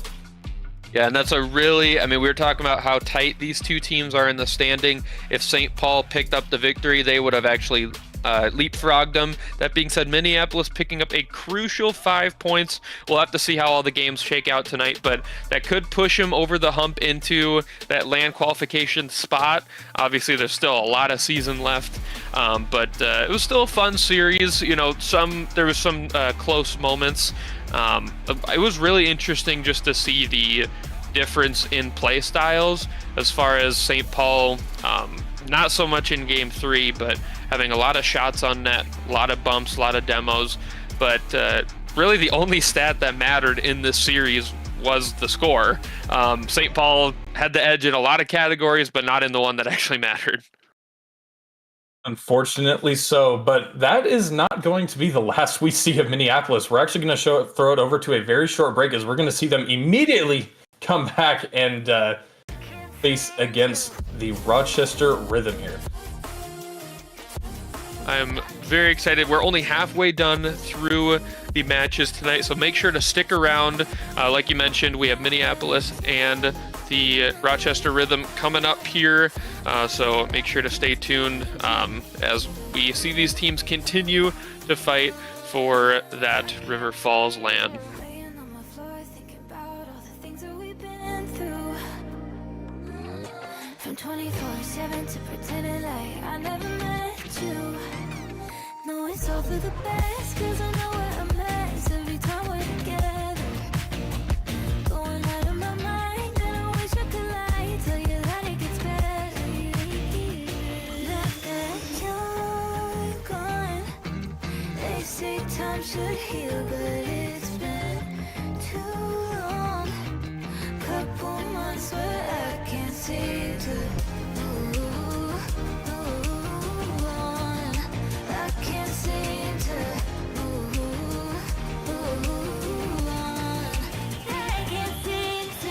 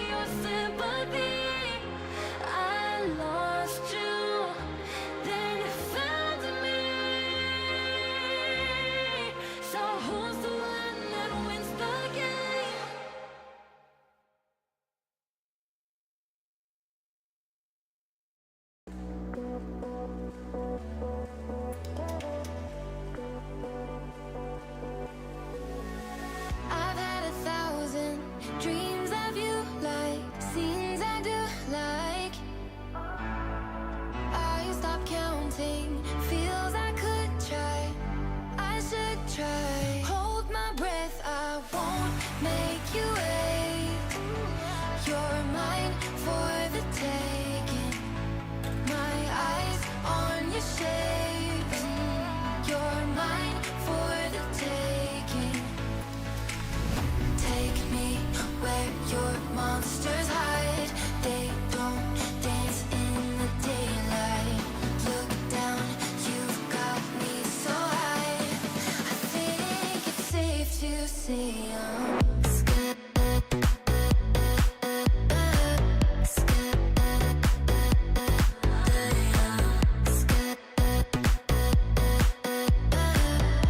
I think it's safe to say I'm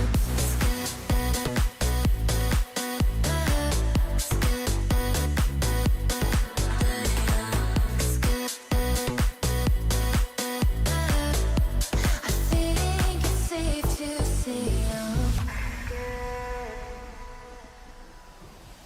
got me blinded by the what ifs, times I did miss. Broke the silence, perfect timing. Sun is shining, Sunday morning, a house on the lake, far from LA. I'm not the type to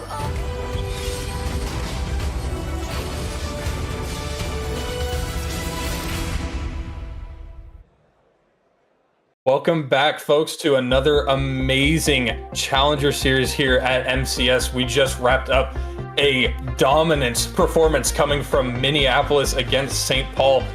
And I still can't believe how just solid they were for that entire series. But we're not done with them. We're going to see them go up once again against the Rochester Rhythm. I am joined by the wonderful Jay Bay. How you doing tonight, sir? I am doing phenomenal. I'm ready to watch an exciting series between Minneapolis and Rochester. How are you today? Doing all right. Just keeping the stream going, get some good series in. We've already had two great ones tonight. St. Cloud, as we can see up there, having a very good series against Green Bay. And then, as we just saw, Minneapolis beating St. Paul in very dominant fashion. And again, we get to see them play right now.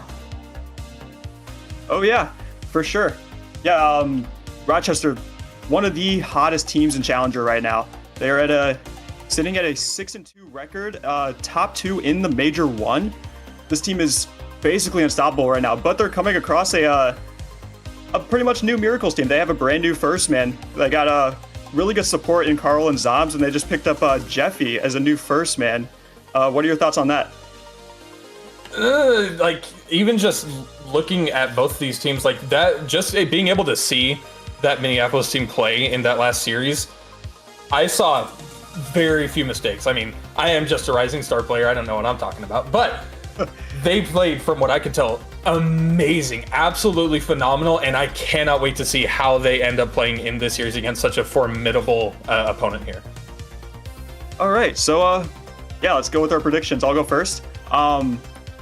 Yeah, like you were saying, Minneapolis, hot out of the gate with a sweep on St. Paul, but I just think Rochester's on such a hot streak that they simply cannot be stopped. I do think Minneapolis takes 1, but I am going with Rochester in 4. I mean, I saw how Minneapolis were playing. I went against them in the last one, sticking with St. Paul, sticking with Pops, and it just did not fall that way. I'm not gonna let that happen again. I'm going Minneapolis in 5. I love it. It's always good content when the two casters are have opposing predictions. But yeah, let's get right into this game.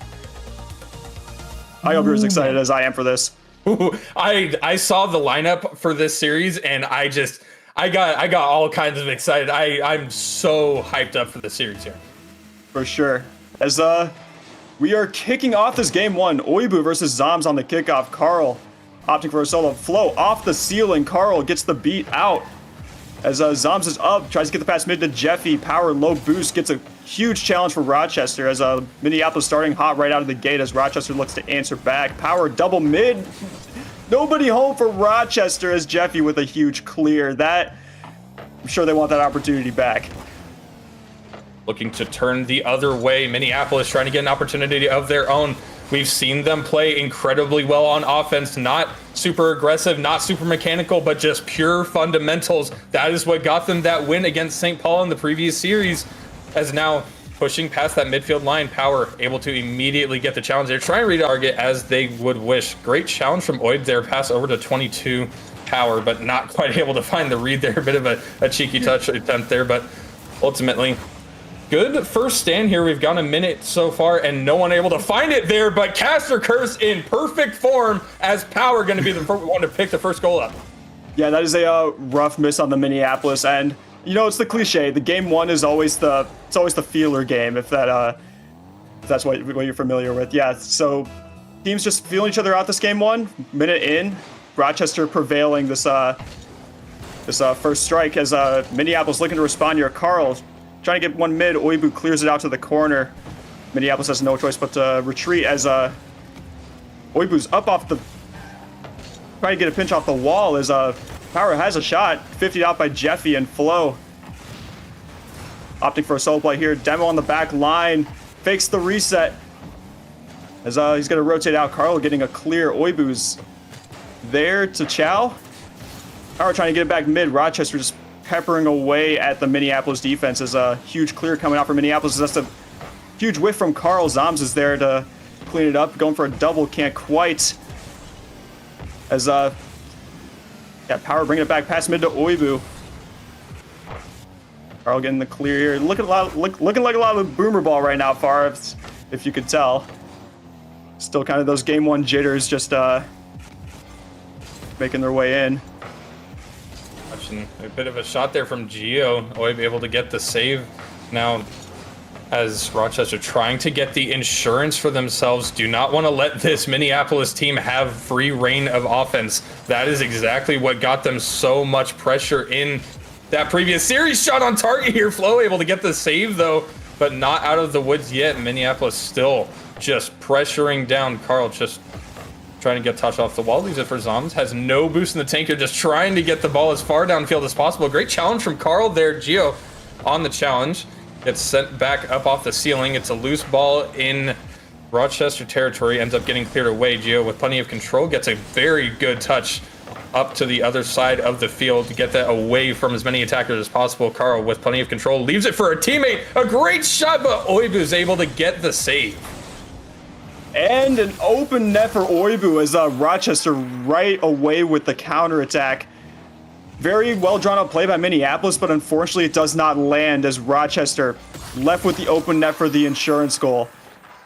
2 minutes left in game one, and I know Rochester's a good spot right now. We're going to look to see how Minneapolis is going to respond here. As Flo up the wall, 50'd out by Zoms, still on the ceiling, trying to put a stop to this attack, and Zoms answers back right away. Getting that insurance goal removed as fast as possible is exactly what Minneapolis needs here. Great play from Zoms there off the kickoff. Only just under 2 minutes to go here now. That 2-goal lead is starting to fade away, but you know for a fact this Rochester team, as strong as they are not going to let that second goal come easy, as now Minneapolis trying to get some more offensive pressure going here. Flo a little bit awkward. It's an open net, but no boost in the tank for Carl. That's a very big missed opportunity for Minneapolis. Unfortunately, they're going to want that opportunity back. Oh man, yeah, they respected Flo's touch a little too hard there, and they just retreated back before he even had the chance to miss it. As Minneapolis still on the prowl here as Jeffy looking for the redirect, but it's just in. Carl off of the fake from Jeffy ties this up in game one. Great presence play here from Gio, as just play as close to the ball as possible. Realize that's in. Okay, just let it go. And that's, as a defender in any league at all, that's just impossible to read. Yeah, I agree. From this, for this Minneapolis team being so new, I think they're playing quite well as a team with the new first man. I definitely agree, especially with the offensive power they've had. They've had a couple of good opportunities so far. They are actually out shooting Rochester 6-4, as getting another one right there for Gio, making that 7-4. Zom trying to get another one for themselves, but that one falling just a little bit short. 1 minute to go now in game one, and this game is still tied up 2-2. Oh yeah, I definitely had every right to be excited about this. If this is a reflection of how the rest of the series is going to be, then we are in for quite a pleasant watch here. As Power not quite on target. That is rough for Rochester as Minneapolis looks to answer back. Oibu with the clear. As Minneapolis still peppering away at the center of the net. Just can't quite find the right opportunity as Flo gets a clear out. Oibu going to chase. Zoms gets the pop. 2 up for Minneapolis as Jeffy opts to leave it for Zoms. Clear out for Minneapolis here as Jeffy.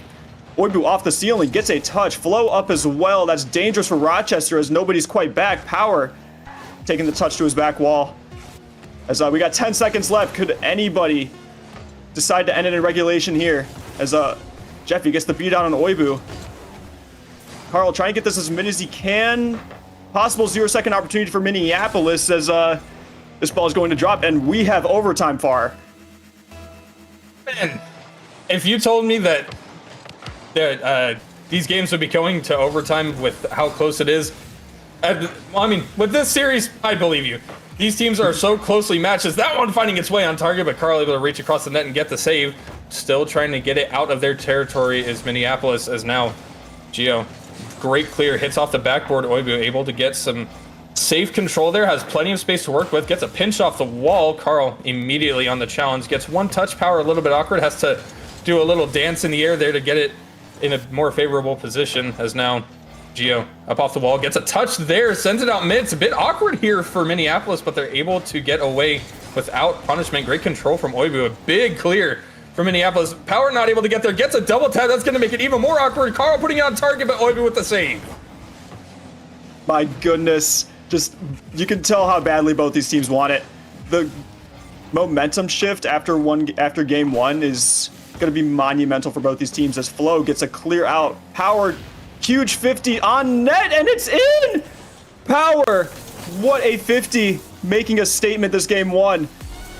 And yeah, that is unfortunate for Minneapolis. Jeffy last back could not land the ideal 50, and Rochester making a statement game one.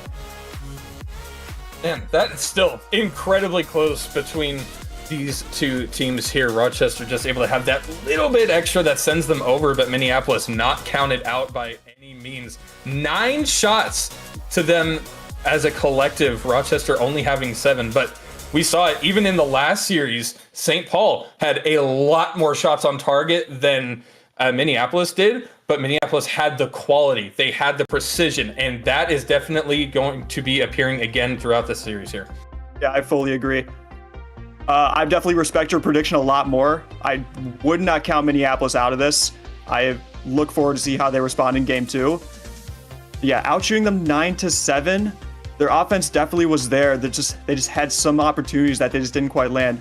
What I want to see more in this game 2 is I want to see more physicality from both teams. Knowing a few of these players, I know demoing is not really a part of this lobby's play style, but always makes games more electric. I just want to see that sort of gameplay adjustment, just that physicality. I think that would take this series to the next level. It could definitely bring up a little bit more need for strategizing between these teams, as we did see, again, in that last series against St. Paul, Minneapolis bringing out a lot of demos against St. Paul, who had, I believe, even more than that. But game 2 now, all the strategizing is done. Now it's just time to put it into action. Oh, yeah. As we get into this game 2 here, Zoms gets a beat out Flo with the clear. Zoms pass mid. Is anybody home for Minneapolis? Not quite. Power gets the clear. 2 up for Minneapolis. This is dangerous. As Jeffy opting to take control. 50's out. Oibu. Carl's a free touch to Zoms. Zoms pops it up. Is anybody there? Zoms opting to solo it. So yeah, Power gets a huge clear. Awkward touch from Jeffy. Carl is back. As a demo on the line, is this just in? It is! The physicality I was talking about coming into fruition in Minneapolis, responding early game 1. I think they're listening. I think one of them might have the stream on, because that was beautiful physicality coming from Minneapolis, just clearing out defenders before they can even get an opportunity to find the net. That is exactly what Minneapolis needs to get back into this series here. Oh yeah, for sure. As Rochester caught on their back line again. Oibu gets the clear out. Pass mid, Zoms with the clear. Power last back, has to be a little careful here. Jeffy, what can you do with the ball here? Opposite again, mid, Zoms Insurance goal immediately for Minneapolis. And yeah, these are the team plays I'm talking about. Jeffy showing up for Minneapolis as their newest member. And Zoms just with the finish. It's just great team plays all around from Minneapolis. Definitely took that minute between games 1 and 2 to think of a new strategy, and it's definitely working out in their favor. Gio, bit of an awkward touch there, isn't quite able to find the clang off the wall there. Oibu able to get it centered, but no one there to take the shot. A golden opportunity for Rochester that they definitely need in this game too. Power just trying to keep the pressure going. Great 50, but goes overflow. Oibu able to get the block as that one finding its way. A lot of pressure coming from Minneapolis, but that one scraping the inside of the net does not go in for Minneapolis, but still sitting up 2. They are still very, very much comfortable in this game too here. Yeah, this is a brand new Minneapolis team. I just knew they would respond in this game too, and so far they have not disappointed as still up by an insurance goal with 3.5 minutes to go. Still playing very solid, Carl. 50's out. Gets the full boost there. That's huge. Jeffy tries to get the read off the ceiling. Carl get an answer back. It's a double miss from Minneapolis. Rochester looking to answer here. 2 up for them. Carl is back. Weber gets the beat out.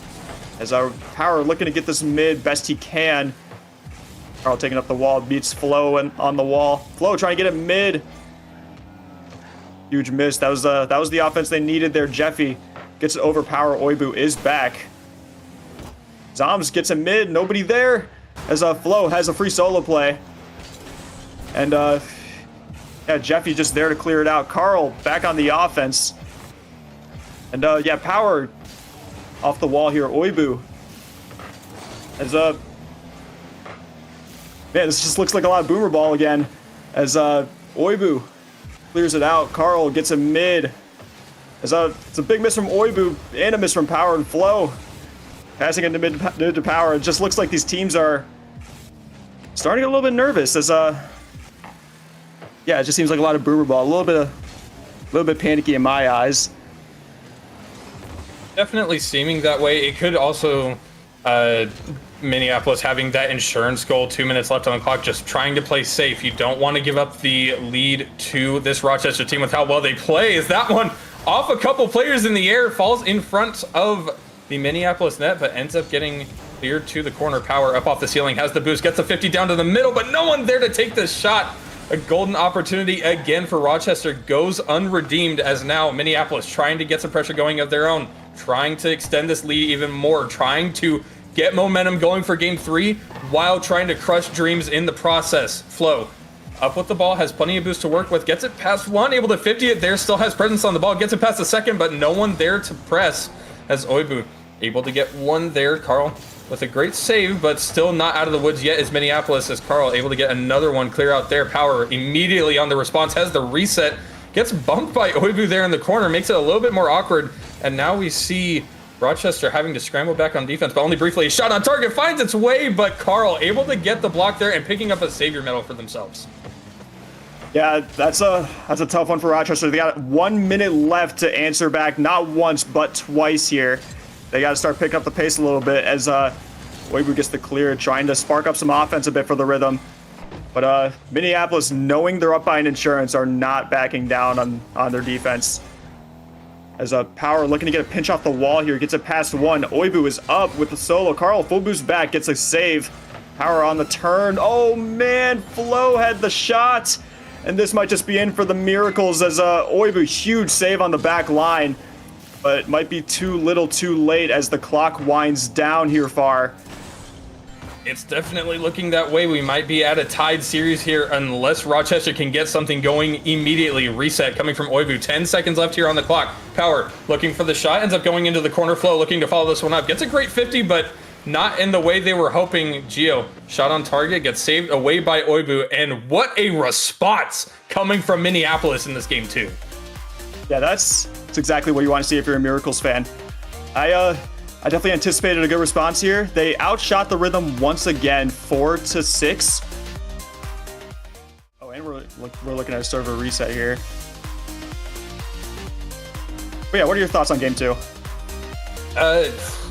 Rochester need to make a big change here if they want to come back in this series. You that, even just everything. I am stumbling over my words. It's so baffling. We saw them have such a struggle in that game one, and just on a dime, boom, turn it around. Physicality, team plays, just phenomenal boost, conservation and consumption. That is exactly what we saw even in that last series against St. Paul. That is the Minneapolis that is looking to make a statement here. Oh yeah, for sure. There's a huge momentum shift now winning that game too. They know what they need to do to beat this rhythm team. They just need to replicate it, right? So yeah, I'm eager to see how game 3 goes, because it's almost like a make or break for the rhythm in terms of a momentum shift here, because they need to change what their game plan is going into this game. But I'm eager to find out, and we're getting back into the lobby here. So on the 10th anniversary field for this game 3, Carl versus Power on the kickoff, and we are ready to go. This now kickoff falling in favor of Minneapolis. I'm trying to get a bit of a cheeky shot there to start off game 3, but Oibu able to get one. Flo trying to get the follow. Great coverage there from Gio to keep the ball away from the net. Now it's a counterattack opportunity. Power with a great hit is able to relieve some of that pressure. Gets a demo in the process. Flo pass out to mid. No one there to pick it up, however, is now this one finding its way up off the corner. Power going to be up off the wall. Has control, has the boost. Goes for the 50. Goes just a little bit too high. A double commit now coming from Rochester. Oibu able to get one there. As Carl just trying to play presence on the ball, get a little bit of a fake there. And now we see Minneapolis in an interesting situation. We didn't see them in this one in game 1, where they're kind of just on their back foot a lot. Yeah, we're seeing demos come out now on the side of the rhythm. I think we've seen 2 from them so far in this first minute of play. Seems like, yeah, they're just trying to outpace them, get the demos on the back line that they need. And yeah, it seems like at least it's working out for them in terms of the offensive pressure, as this is back on their end here. Flo meets Carl. Falls mid. Zoms has a shot too high for the net, but still some press from Minneapolis here as Oibu gets a clear. Flo is up. Gets beat out by Carl. Jeffy reads the clear. Doesn't have a ton of boost to work with. It's too far from the ball as Carl gets a 50. Zoms there to follow up. Carl tries to get a bump. Can't quite. As it's still dangerous on the half of Rochester as Power getting the clear. Carl free flip touch backwards as Jeffy has some time here. What can he do with it? Dodges the demo from Oibu as physicality still coming out from Rochester. This is just in from Carl. Cross map. Can't help but wonder if Rochester just got a little too aggressive here far. From coast to coast, Minneapolis taking the lead here in game 3, just under 2 minutes gone so far. That was the first good opportunity we've seen from both these teams. Minneapolis already pulling up 4 shots for themselves. Rochester only able to get 2 so far. As Gio trying to get some more offensive pressure, get that insurance. A double commit coming from Minneapolis. They're going to have to scramble back on defense if they want to keep this lead. Oibu, great shot, but Gio immediately there for the save. Now it's time for Rochester to have a couple double commits there. It's going to make their offensive push a little more difficult. Opportunity for Oibu. Great 50 there coming from the Minneapolis defense, as now Zom with a big clear. Oh no, not again. Okay, Flo was able to get there this time. That looked very, very dangerous. Almost a carbon copy of that first goal that they had here.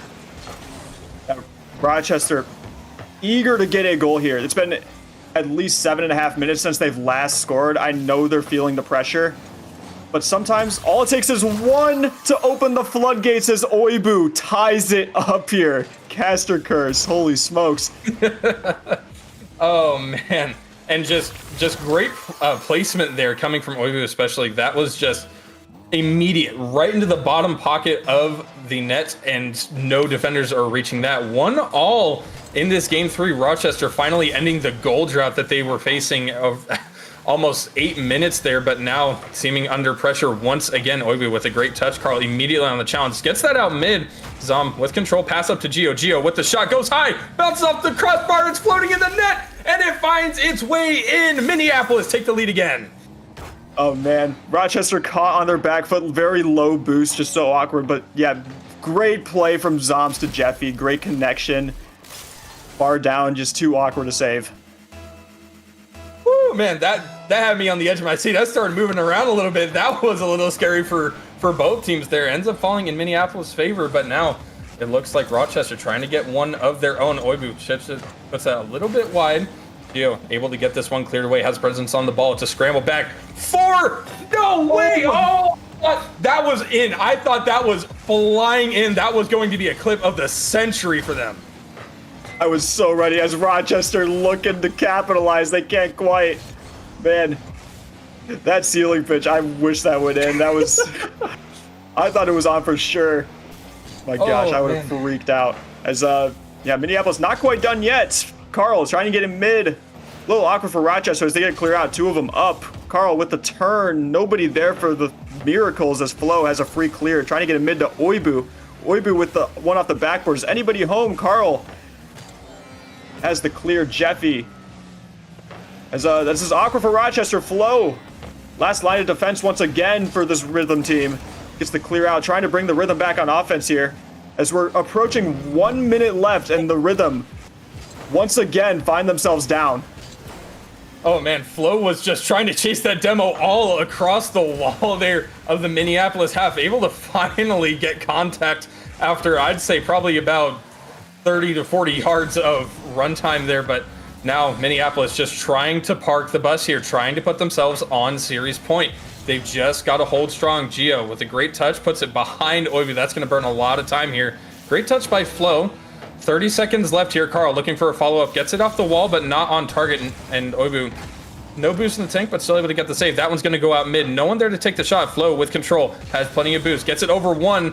Has the ball to play. Has a little bit of boost. Goes for the demo Zom. A little bit awkward. Oib trying to get the pressure going. Power looking for the shot. Pass down to mid, but a great save from Gio. 10 seconds left here for Rochester. They've got to get something going now if they want to stay alive. That one, a big pinch out to the wall. Now we hit 0 seconds. It's now or never for Rochester. Oibu looking for the shot, goes off the backboard, and that one, after so much scary time for Minneapolis, falls to the ground safely. Man, you're on the edge of your seat if you're a Miracles fan there. That is a tough one for Rochester to miss out on. And that's going to be a huge momentum shift. That is one that Rochester thought for moments they had tied those last 10 seconds, and they just couldn't deliver the shot they needed to tie it up. Oh, man, I'm just... I need a minute. I need a minute to have a cool down between this game and the next. That is what we expected coming into this series. That is what we wanted to see between these two teams. Just constant nail-biting gameplay. Look at these stats real quick. Rochester, 9 shots. Oibu with 7 to themselves. Almost actually tying the shots that the entire Minneapolis roster had. And it still was just not enough to get into the back of the net, and Minneapolis still walking away with this one. Yeah. I mean, Rochester definitely was on the more aggressive side game 3 than game 2. So if they're looking at positives, that's certainly one of them. So if they just got to carry that, I think that's what their recipe to win this game for. Which I don't know about you, but I'm hoping for a 5-game series. I did predict Minneapolis in 5. They might be trying to prove me wrong. I'd love to see it. I said it last series. I say it all the time. I love being proven wrong. I love when teams go against my prediction because it means that we have a great series on our hands. Carl, immediate with the offensive pressure. Great clear from Rochester. Flo able to get a very good hit off the wall there. Gio looking for the pinch out there. Is that one a little bit dangerous here for Minneapolis, but they're able to get away with it. As now Power off the wall, gets a second touch off the ground. A great bounce hit there. That was very interesting coming from Power, but unfortunately not able to find anything off of it. Yeah, Rochester looking to be the first to score here, as they haven't had Minneapolis on their back foot too often. They haven't really spent too much time with the lead in any of the games as Minneapolis has. There's a huge demo on Zoms from Power there. Power with full boost. What can you do here? Jeffy clean beat out. As that is on net. Oibu with the catch. As Oibu has some more control. He's got it across the field. What can he do with it? Flip reset can't quite. Love the aggression Oibu's showing right now. Definitely more aggressive as Jeffy with the counterattack. Just awkward on the side of Rochester as when you least expect it. Yeah, overflow and Power just low boost back. And Minneapolis once again takes the lead. Oh man, Now Rochester looking down the barrel of a 3-1 loss to Minneapolis. Still plenty of time left in this game, though. This can definitely turn around on a dime. We've seen it happen before. Has now trying to get some offensive pressure going. They need a good strategy change here in order to get back into the series. Zom with an awkward touch, Power with a shot, but Gio able to get the stop. Oibu with one out mid, but not too much danger there. A bit of a double commit coming from Rochester. Is now Power just trying to play off the wall. Able to get an extra touch there, but not enough power as that one's going to go by the wayside. Yeah, Minneapolis in a very comfortable spot. They're used to playing with the lead. They know what they have to do to maintain it, but that's not going to stop Rochester from staying aggressive here. As Power trying to get as many fixes as he can. Flow shot on, can't quite. Just so many opportunities for Rochester, and none of them are quite landing, as Flo is going to try and get another here under a defender. As Zoms is up with the clear. Jeffy up, opting for a redirect here, as I'm going to leave the ball. Is there a shot coming from Minneapolis? No. As Jeffy gets demoed on the front line. Oibu trying to get a pass mid here, doing anything he can to get Rochester back in this. Zoms, Power low boost back. Last back here is shot not quite on. Jeffy can't quite get the follow-up. Power still no boost, just doing anything he can. Getting a bump on Carl. Flo up with some boost. What can he do here? Flip reset as it's awkward for Minneapolis. Jeffy on the back line is Oibu trying to pepper down. And Oibu, are you kidding me? Ties it up off of the bounce here.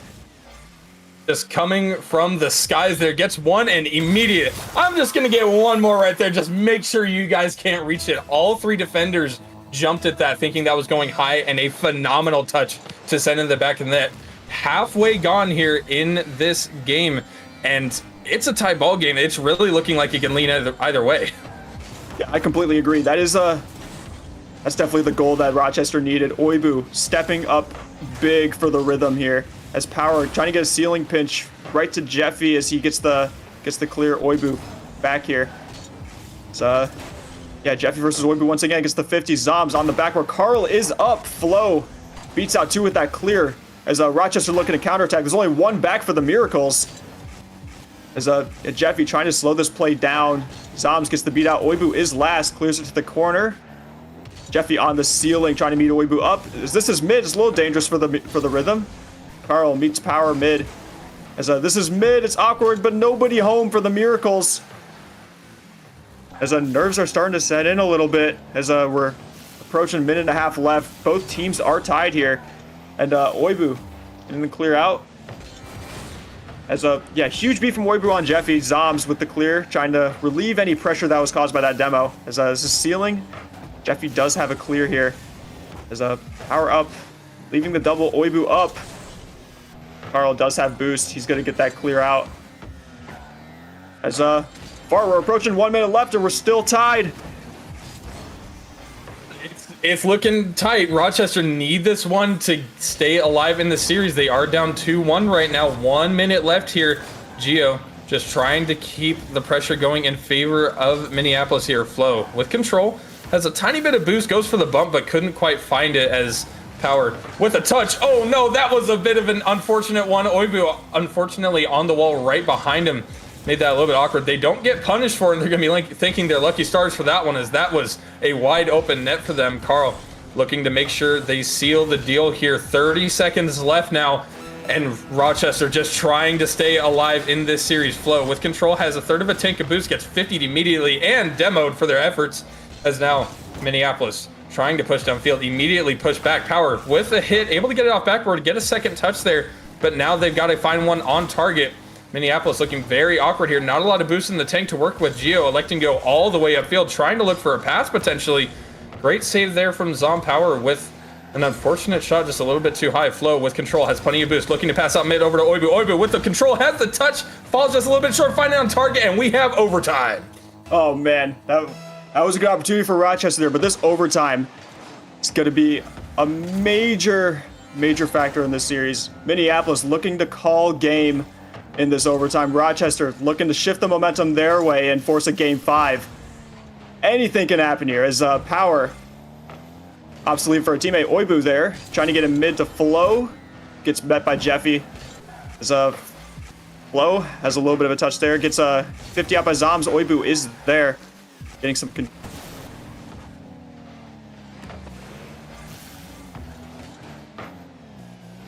Lagging. There we go. There he is. My bad. I'm back. Ooh, no. Minneapolis. approaching the first minute of this overtime. Oibu 1-on-1 versus Zoms. Trying to get this mid. Trying to slow down for a teammate. Is anybody up? Flow with the shot. Can't quite capitalize.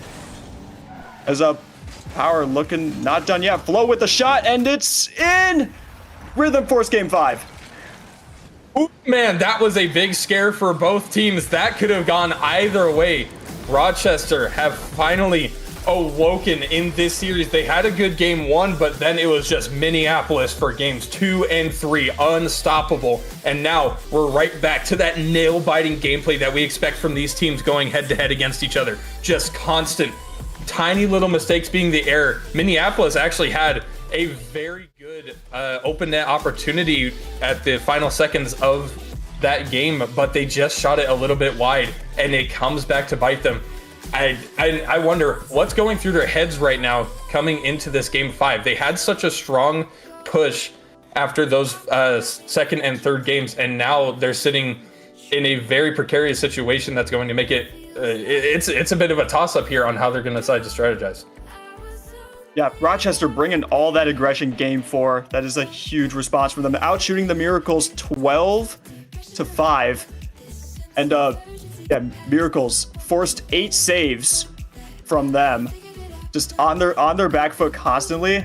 They're not used to that feeling. That's a scary feeling going into a winner-take-all game. But I am more than looking forward to seeing how this game 5 is going to turn out. It's a toss-up. I did predict Minneapolis in 5. This is their opportunity to do it, but they've got to make a strategy change here. We saw them do it after that game 1 going down pretty handily to this Rochester roster, but now they have a lot more pressure on their shoulders here, sitting in a game 5. Winner takes all after this one. Whoever is able to take this game away takes the series. And it's just, it's really a toss-up. I really couldn't tell who's going to come out on top here. I completely agree. As, winner-take-all game on Champions Field. Oibu popping it up. Teammate Flo up. 2 up for the Miracles. A little dangerous, but Carl does have another touch here. Going for a dunk. Power clears it to the side. Power, huge corner boost grab as Flo gets a demo on Zoms. Ball mid. Flo opting for a solo here. Gets a 50. Oibu, slow play. Carl intercepts that right away. As Jeffy is up. Doesn't quite have the boost to reach a double tap here. Carl is up. So Zoms on the turn, trying to get him mid. As Jeffy's up with a 50. Huge 50 from Power as that relieves any pressure that was on the side of the rhythm there. As Oibu passes mid, going for a bump. Flo with the shot, not quite. As Zoms, Power 50. Oibu with the clear out. Power up, 2 up for the rhythm. This is dangerous as the ball's still on the rhythm half. Jeffy trying to get him mid as quick as he can. Flo, huge clear on the back line. As Oibu trying to get him mid for a teammate. Zoms with the clear out. Power on the turn.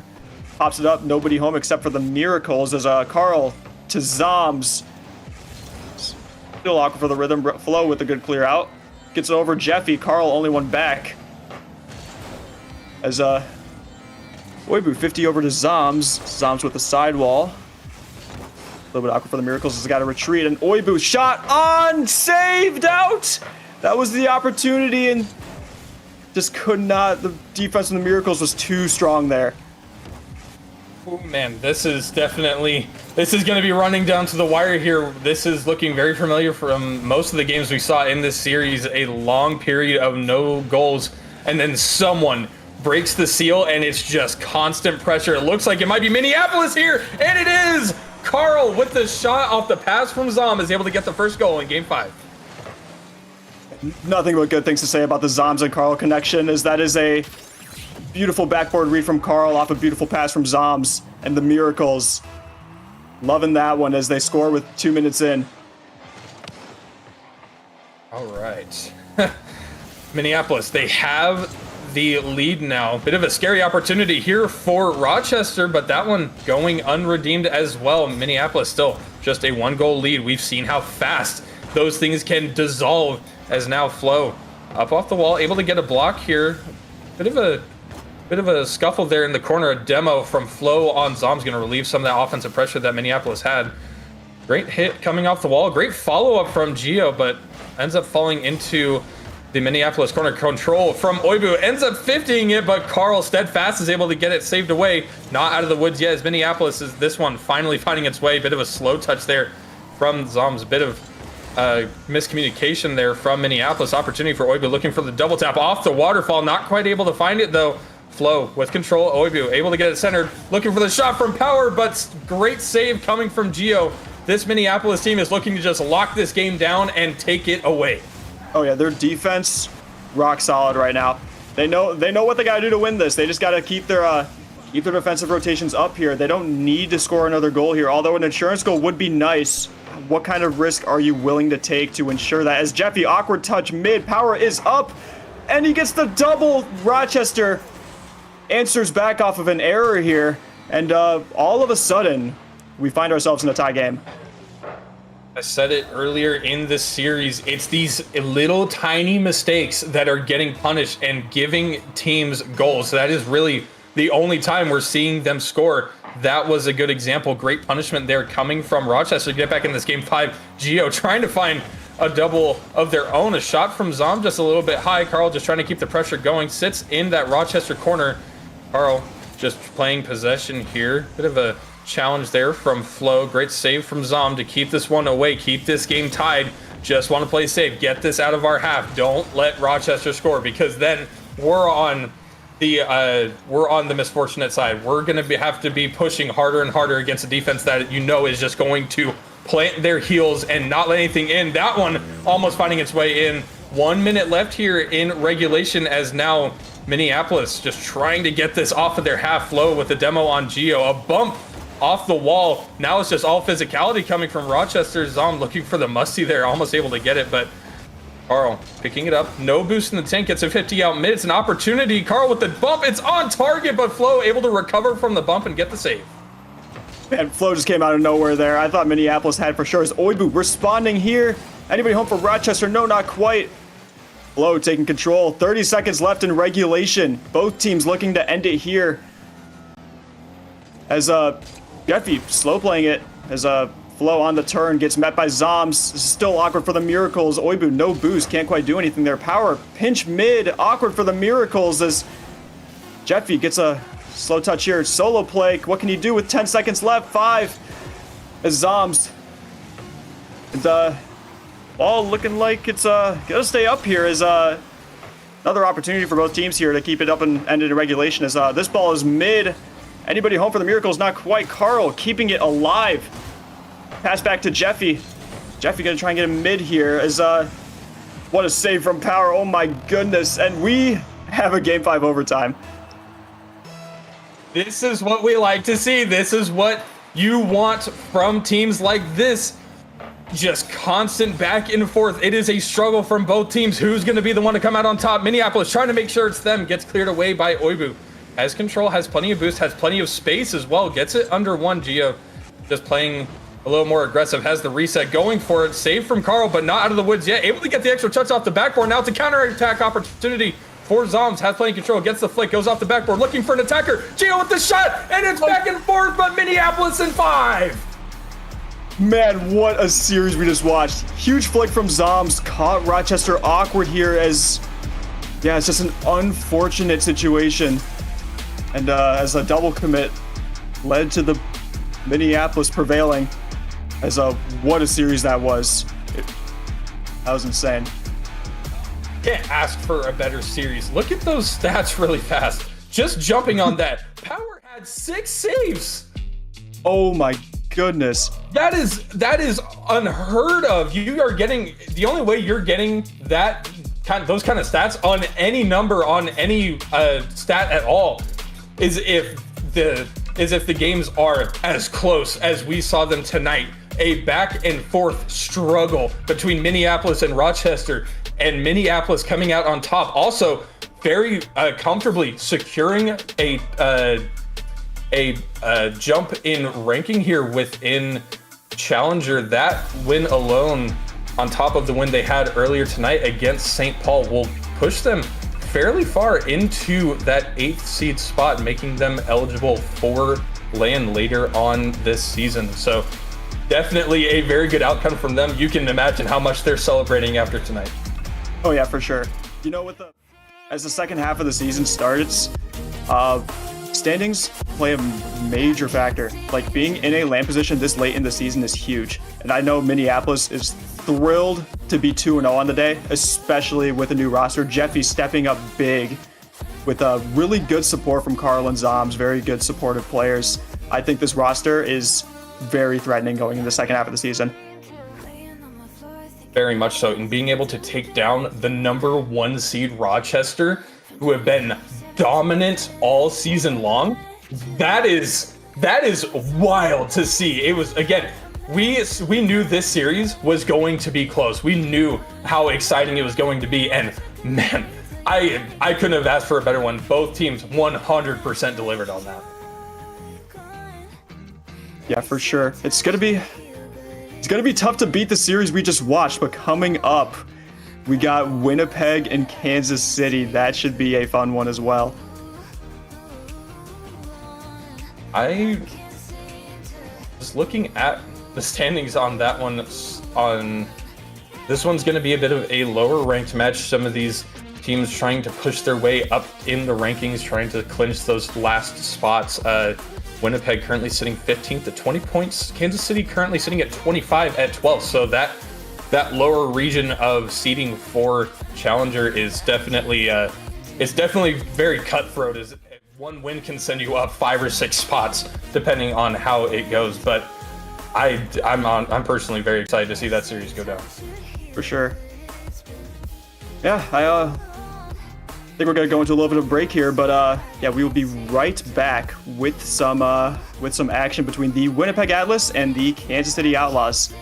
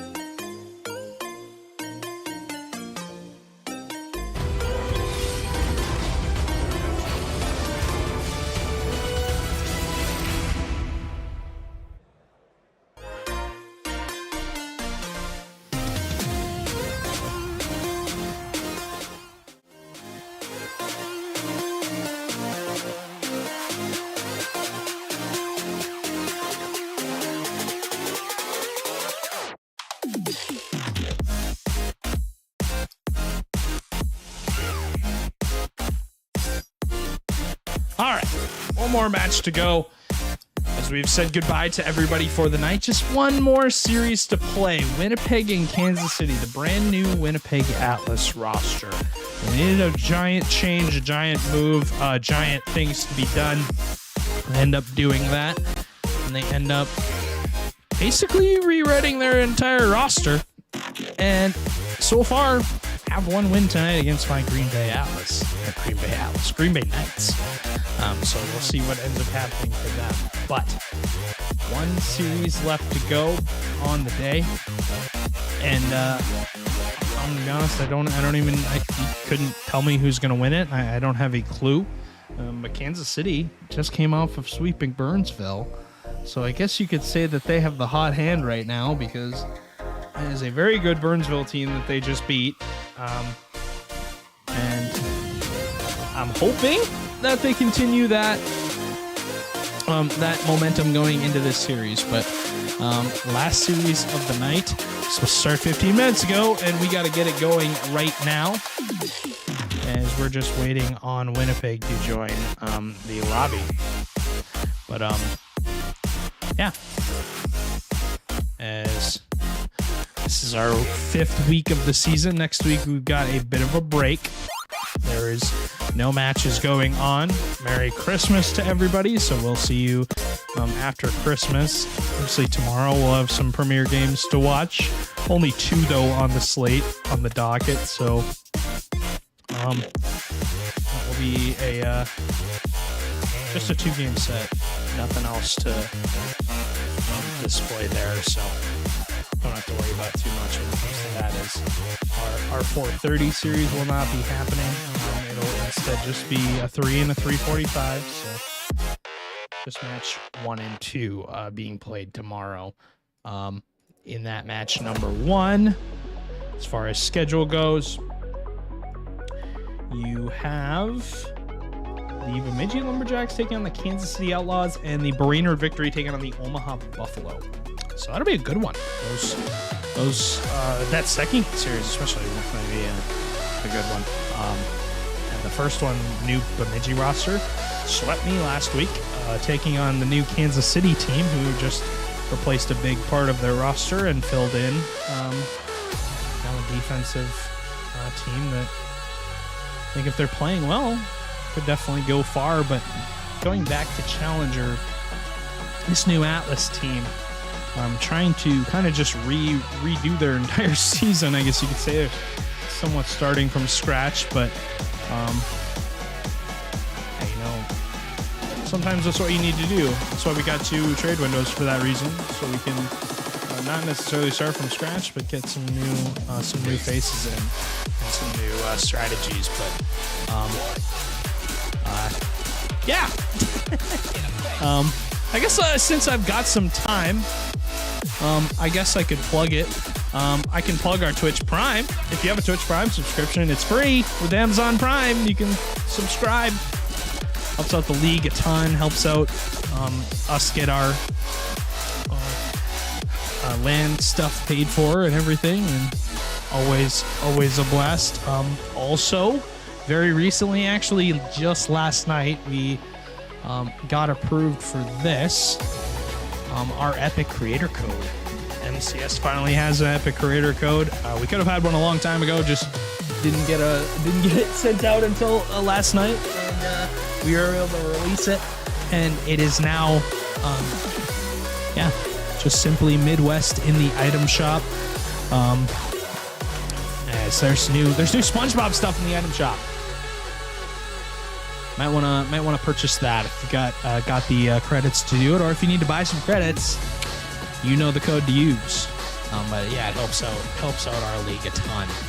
But I'll go back to myself for some predictions. Who do I got? Who do I got for this one? I just don't. Give me Kansas City. I'll take them. I think that win over Burnsville was not a fluke. It's just, you got to put some respect on their name even after the win that they had. So interesting to see how things go. But game number 1, loading on in. Kansas City and the new Winnipeg team right off the kickoff. Got TTV, the Happy Fatty. I believe that's Nate. Baku and B. As I've never seen any of these players. They're brand new to me. I might know Nate, but I think that's a different Nate than the one that I know. The one I think that a lot of MCS is accustomed to. A different Nate. But Drew Starr, we've seen a little bit of, and obviously you've seen Barry, last season's MVP in Challenger, was very, very good all throughout the entire season with the Knights. That one's going to pinch mid right off of Drew Starr's nose. Does not find its way in.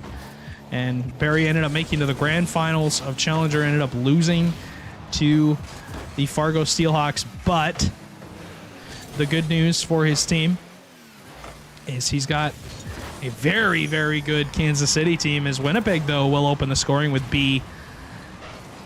As Happy off the backboard just beats it and just kicks it around Drew Starr, and B's able to clean it up. And obviously going back to Barry, started in Premier this season, but ended up dropping down to Challenger, and has now found some comfort with his Kansas City roster with Drew Starr and Cole. I've seen the potential for this team, with especially with Drew Starr and Cole together as kind of a duo. They just needed somebody like Barry to kind of complete their roster, make the plays happen. Cole, yeah, smile. You're on camera, buddy.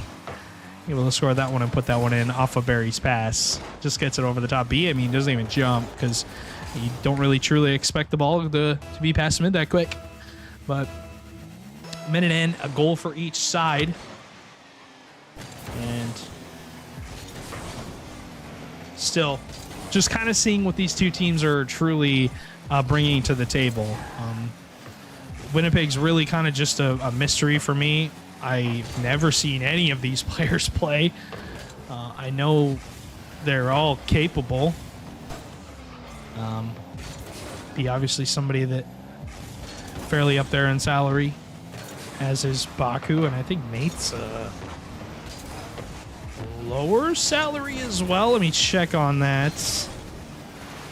As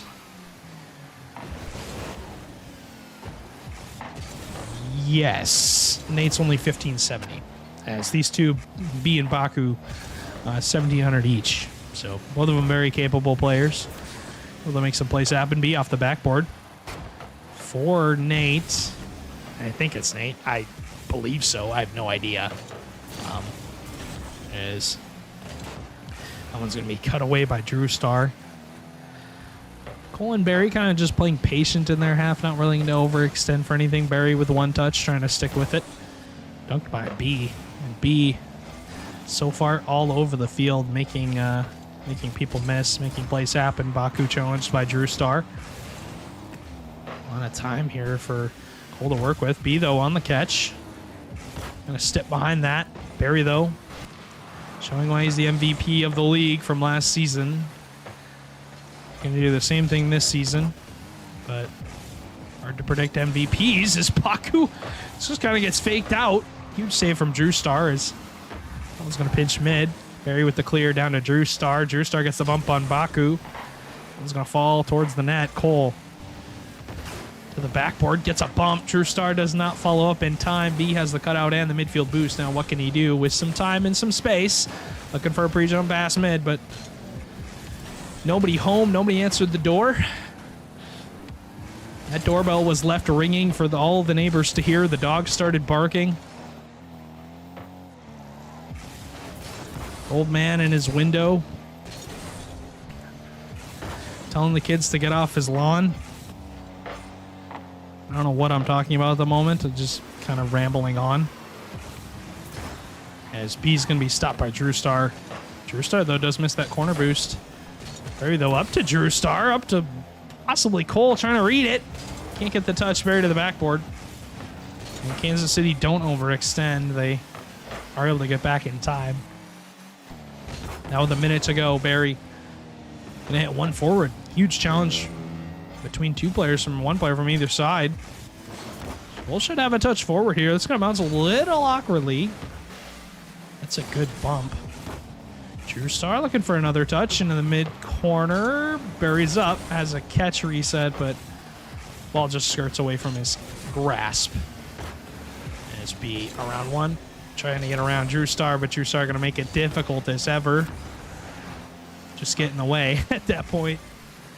Don't even need to do much there. 30 seconds. Cole. Looking for one more catch. Cole around one more. It's going to bounce mid for Barry. He chooses not to go. He waits for B to just fly by the ball. Doesn't make any contact on it. Cole to that corner.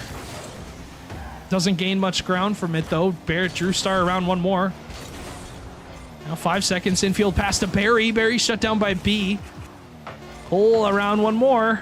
It's going to bounce a little awkwardly for B, who has no boost. It is going to be spiked down to the ground. As Kansas City trying to win this one in overtime. Drew Star towards the net, and the save is not made. That'll be game one. Kansas City do it right off the kickoff. 4 seconds in, just an awkward shot. And it was, I think it was slower than the defender was expecting. And Kansas City's able to get it done. The Outlaws take down game number one as they continue their streak. Now 4 in a row, 4 wins in a row for them. And they make it 5 though going into this game. Because, you know, you're going to win 4 in a row, but it doesn't mean you're going to win 5 right away. See what happens between these two. As, yeah, just looking back on that game, only the 3 goals scored was 1-1 for basically the entirety of it until this kickoff in overtime. That's when we finally saw the ice break and the win came through. Looking at game number 2, we'll see what changes. Only 94 points for Baku. Tough indeed. Anything going in that game.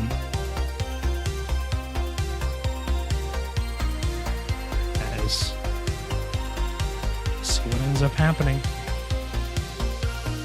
Game number 2. Loading on in. Kansas City up 1-0 in games. They currently hold the advantage. Currently hold the kickoff win. And they won their last 4 games straight. Looking to make it 5. Barry trying to get around that defender for Winnipeg, but Winnipeg's defense has been okay. I mean, obviously the kickoff goal, you don't really like that, but at the same time, they made it difficult. Barry around the last defender. Drew Star also hits the post. How in the world is that not a goal?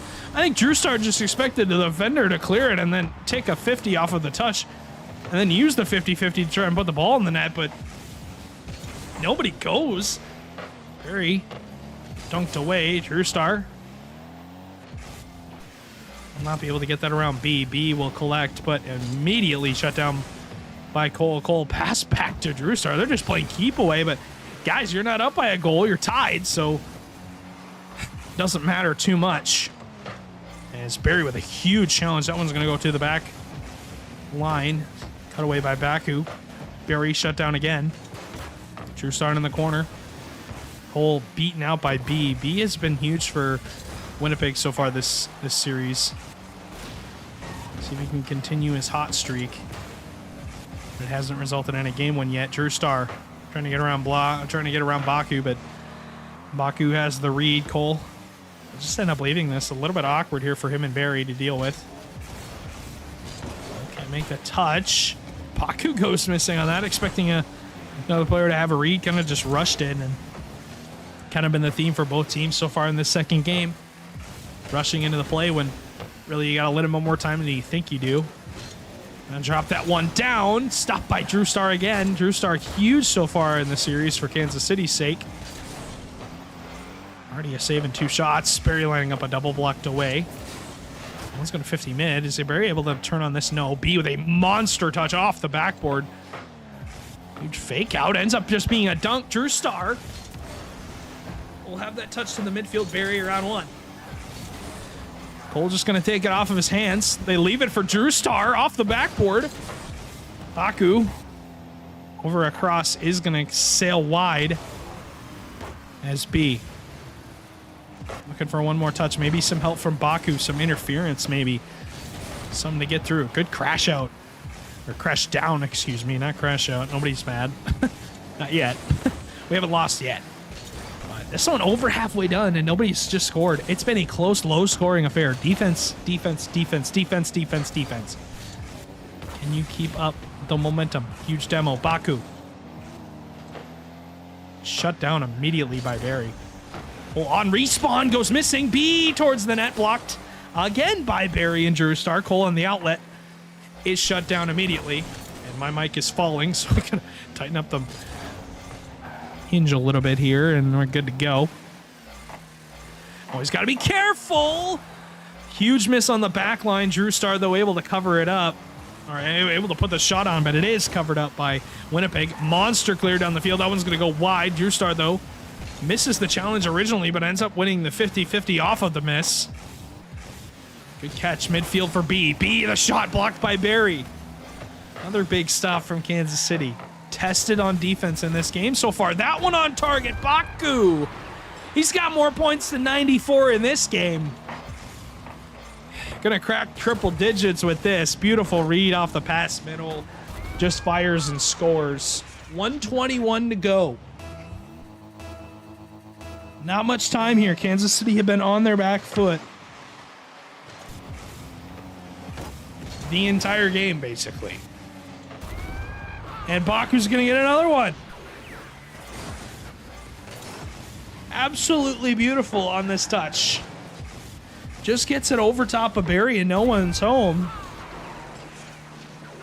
No one's able to make a play happen. As huge play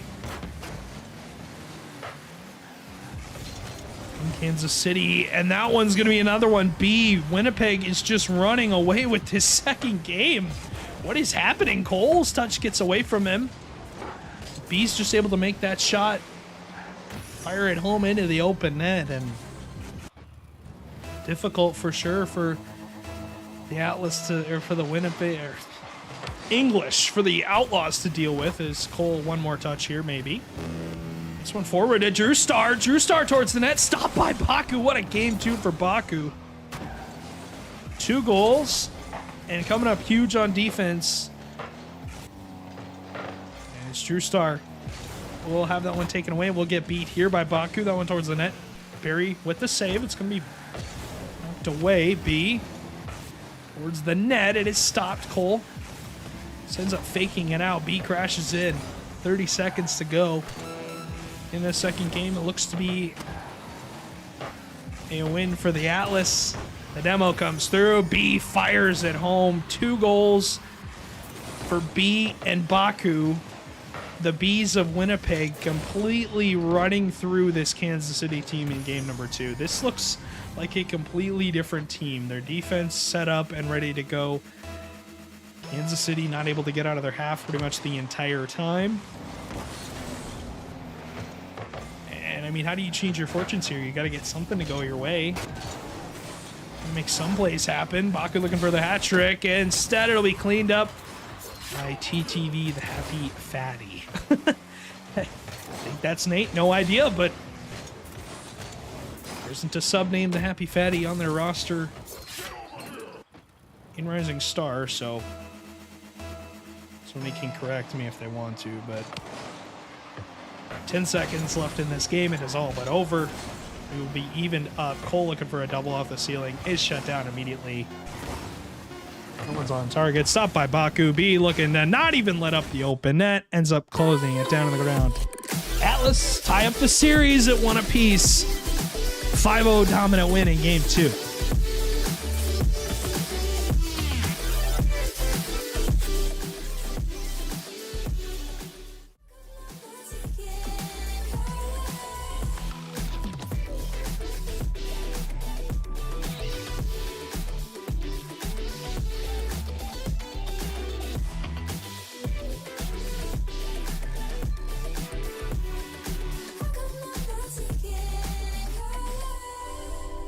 So far gone, I'm caught up, infatuated by our symmetry.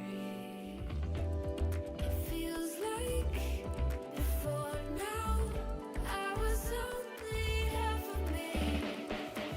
Thought that I had figured it out, never felt it rationally, but this sense of urgency has me wondering.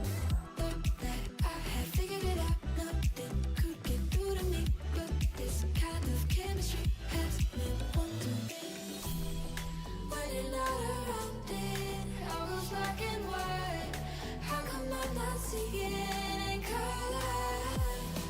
Lost without you, I can't make it through the night.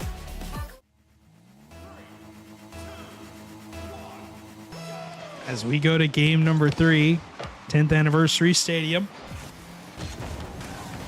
Cole, True Star, and Barry completely shut out and not, I wouldn't say destroyed, but ran through in that second game by Winnipeg. They kind of just came out and ran over them. 5-0 win here. Happy blocked by Barry. Huge stop. True Star to the midfield. Cole. Gonna stick with it, trying to bump Baku. Baku has the catch though, and a touch forward.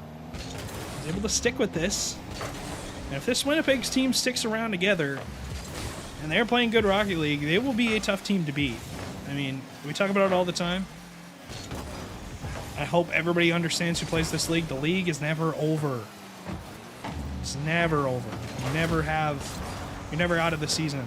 You can always, remake your roster and or figure out how to play with each other and get some wins on the board and possibly do well enough in a major to make land. I mean, top 8 out of 16. You got to be just in the top 50%. You got to be better than 8 teams, which it's simple to say, but it's not impossible. It's Baku. We'll have that one knocked away. Cole. Put that one forward. Big challenge. Barry to the backboard. Is that touch Cole? Upfield. And huge miss off the backboard now. Barry, where's the follow? It's on target. Stopped by B.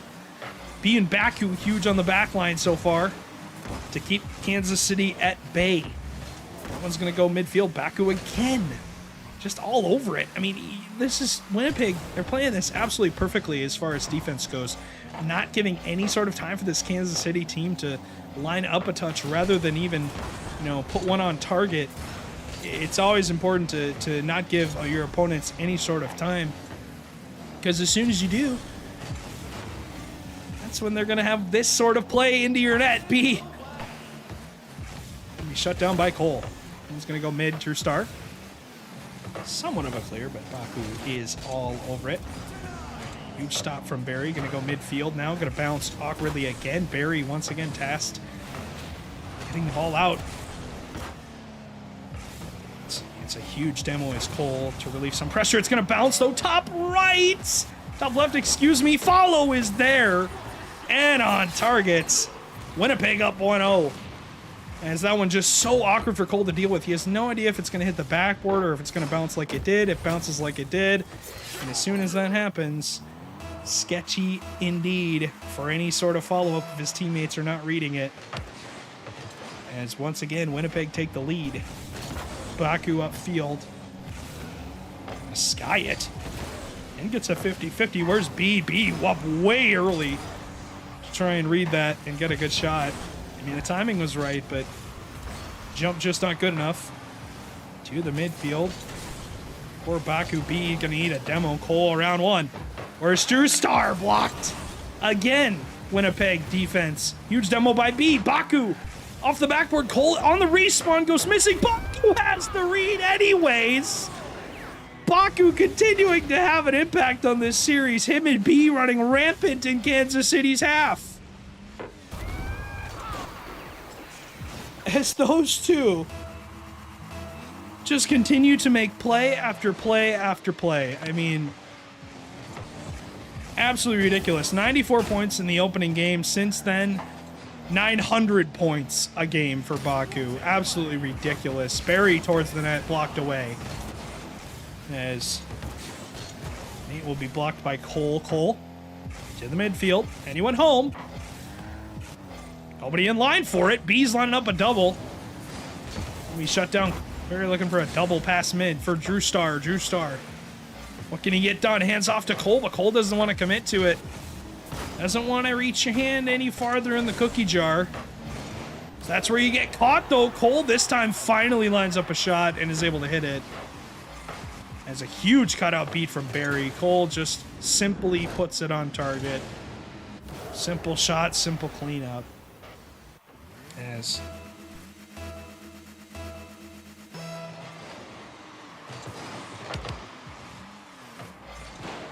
that one will be done and dusted. And another chance for B. Baku towards the net. It's going to bounce awkwardly. Cleaned up by Nate. Another goal for Winnipeg. They're now up by 2 again. Baku with a flip reset. That one hit the crossbar. Or B, excuse me. Baku's follow-up. They're both B's. Their name both start with B's. I mean, Baku B. Might as well make yourself bait instead of Nate. As low-key, that would be the team of B's. As Barry to the ceiling wants another touch, but doesn't really gain anything out of it. Cole to the corner now for Drew Starr.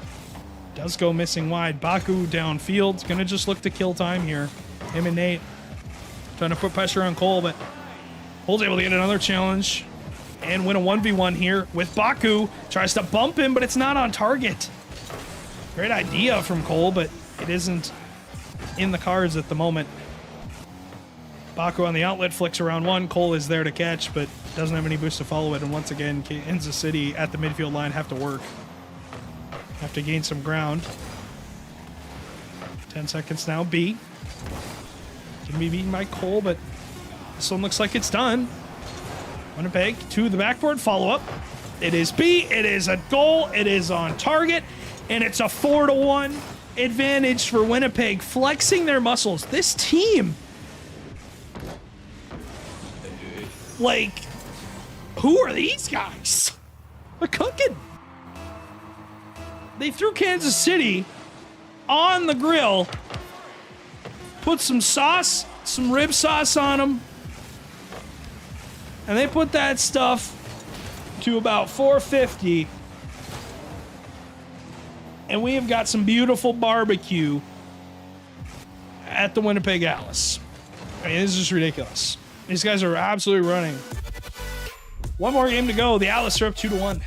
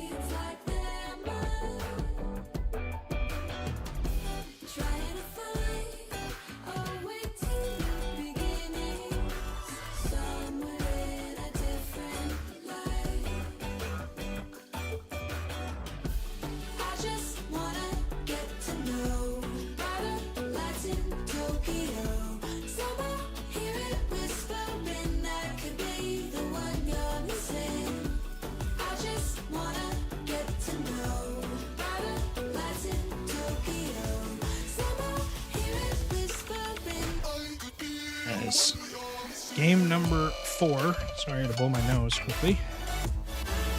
Up and running. Kansas City 1 game away from being beaten in 4. As True Star off the backboard for Cole. Open net. Demo off the kickoff. Simple goal. Kansas City strikes first. Off this demo by Cole. Beat gets beaten out by Drew Star. Cole has the open net shot. Able to put it away. 6 seconds into this game number 4. And True Star once again looking for another one off the kickoff. Kansas City back-to-back goals. So these guys are making plays. B and Baku get caught there. It's 10 seconds in. Got to be the fastest 2 goals ever. As won't see that very often, but Winnipeg, all it is just a mountain that they have to climb. As we'll see what Nate commits to. Off the ceiling, gets the bump. Baku to the midfield. Just B ends up getting a flip touch and gets a back flip touch. Kind of beats out everybody, but doesn't get much with it. Huge save from Cole. Baku to the backboard. Doesn't gain much out of it. As pressure on pressure on pressure for these two. Trying to do anything they can. Is the Atlas to get 1 goal back. Cole and Barry follow up from Drew Stars off target. Just keeping pressure. Are the Kansas City Outlaws not giving them any sort of time? Not wanting to do, any sort of patience game here. Kansas City get out to the lead. They're trying to just make some plays. Baku, that one's going to roll along the goal line, but Barry should have this one covered and does.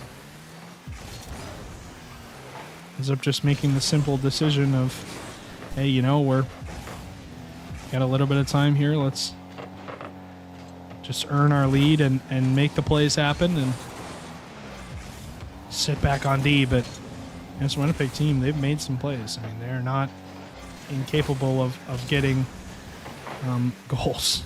But as I say that, demo B can't get it on target though. As that one's a rough one to give up. Just trying to fight, scratch, and claw for anything you can. Ends up just being a simple play, and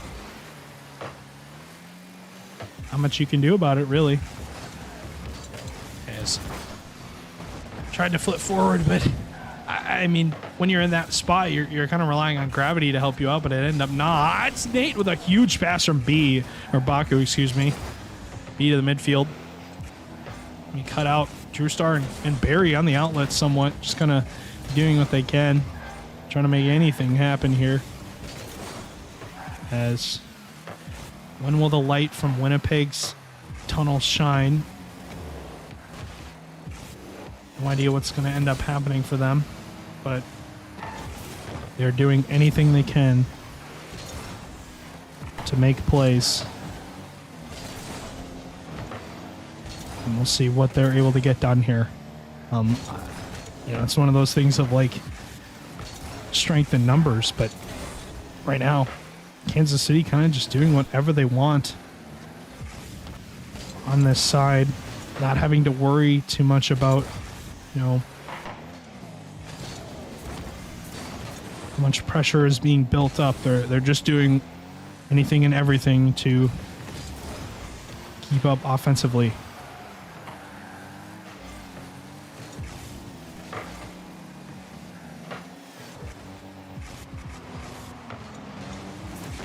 And will we see this final ping break? 1 minute and 30 now left to go. Not a ton of time.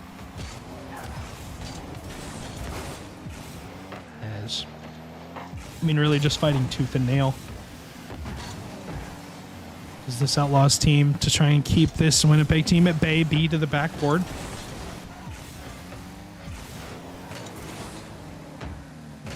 That's of subjective nature.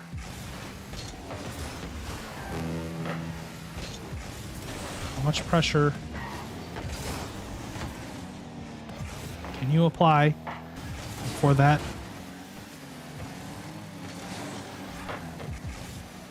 sort of how you say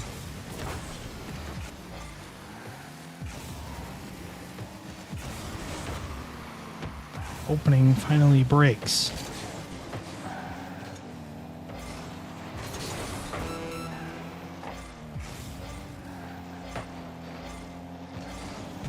Not much time left to go. 20 seconds now. Kansas City just relying on any sort of momentum they can build up. It's 10 seconds now. Cole and Drew Star. Have that taken away by B. Barry up ahead. B will have that touch. He will end up leaving it. That's going to be it. We're going to go to a game number 5. Kansas City has made this a series again. 2-0 advantage. Held the entire game. They score 10 seconds in and are able to pretty much just ride the momentum all the way to the end. As this one 6 seconds in, the next one 4 seconds in off the kickoff. That's all they needed. Game number 5. See what ends up happening. What will change from this Atlas team? Will we see them sort of switch their battle plans, or are they going to stick with what they think will win? Game number 5 is up and rolling. B looking for the opening goal, but unable to get it. Nate to the midfield. Barry, a little awkward. Dunked by B to the back of your net. Winnipeg strike first. This one got sketchy right away. Drew Star had no boost. Barry's touch just is not good enough. And B will dunk that one in. Winnipeg up 1-0, 10 seconds into the 5th game. As trying to answer back, it's Cole right off the kickoff. Nate dropped down to Baku. Baku. Let's stick with this. Won't get a reset though. Dunked by Cole. Drew Star to the backboard. Blocked ahead by B. And they demo Barry, so no help coming for Kansas City. The cavalry is not arriving. You're going to have to wait. Barry on respawn will be able to challenge that, but time ticks away. Cole underneath Nate. The last defender jumps a little bit, gets a little bit too advantageous here. Jumps a little early. Expecting Cole to hit that one in the air and not drop it down underneath. Ends up being a huge tying goal that Kansas City needed. This will not be a repeat of games 3 and 1. Or games 3 and 2, excuse me. As Drew Star really knocked away. It's going to go midfield. Baku on the 50-50. Drew Star is there with 100 boost. Chooses to catch it. He gets a reset but doesn't stick with it. 8 around 1. Doesn't get around Cole. Cole to the net. Drew Star back to Cole. Back to your net. That is absolutely beautiful from Kansas City. Cole to Drew Star uses the back of his car and just acts as an excess backboard for Cole, who punches it home to the bottom right corner. And that is an absolutely beautiful play. I mean, doing whatever you can.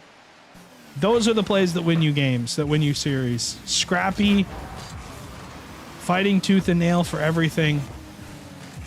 That's what you need to do if you're Kansas City. Drew Star, double tap midfield for Barry. Chooses to leave it for Cole. Fired and stopped by B.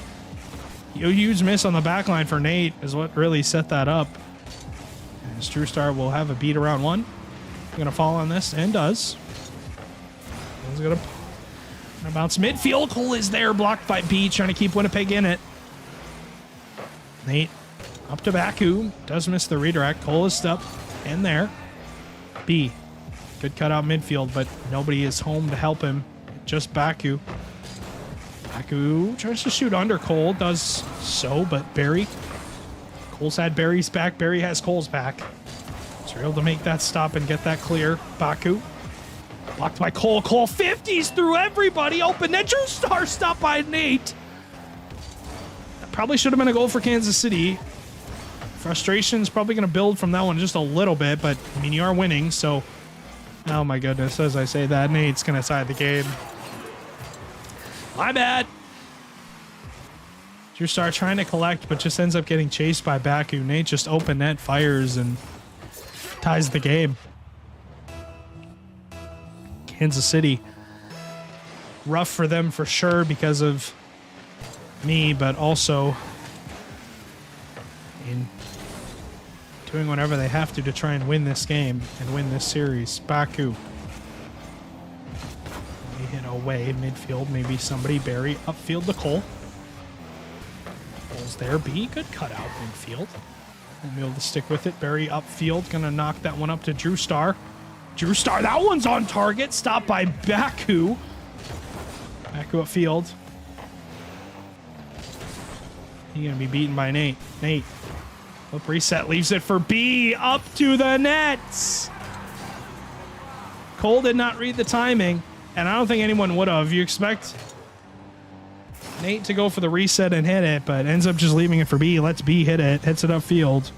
And it's on target and in your net. Absolutely beautiful from them. So we're able to put that one home.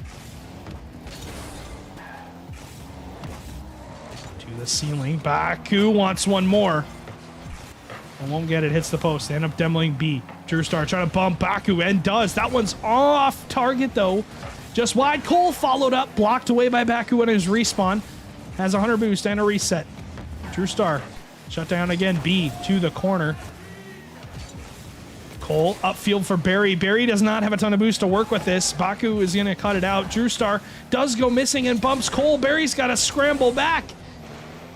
Luckily for him, Baku's shot was not on target.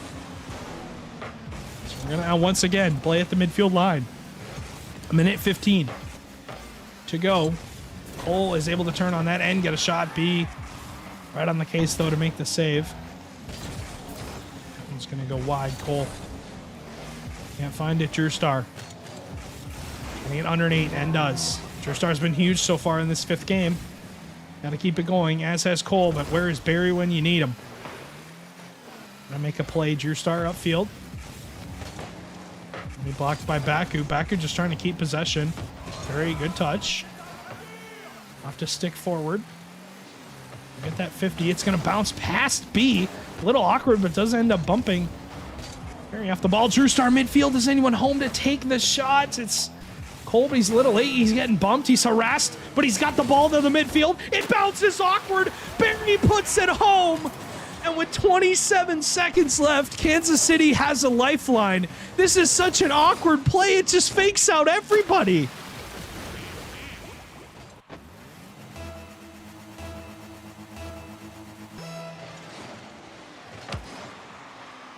Right off the kickoff, it is Barry. Can he have, what does he have? One more miracle magic moment in him. That one's going to be beaten out though. B kind of over catches Kansas City on the overextension. It picks the top right corner with 12 seconds. Drew Star goes missing, did not make contact. Cole and Barry trying to panic, get back to that back corner. They don't expect B to try and pick the corner, and he just snipes it perfectly. 12 seconds now. Kansas City, one last chance as Winnipeg looking to steal this series. He gets the fake. Cole. Nate does have that cutout. He's going to go to Drew Star. He's not able to keep it up. Winnipeg a huge win as they're able to take this one down in 5.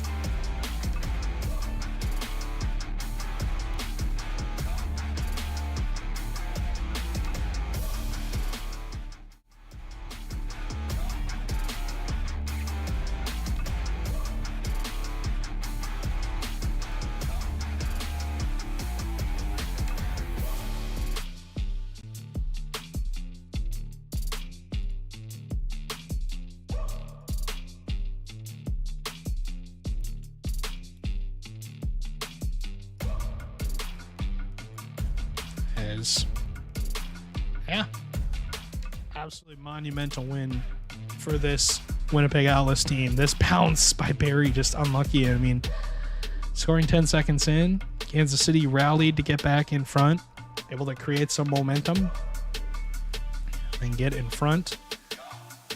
But honestly, That play by Kansas City was so good.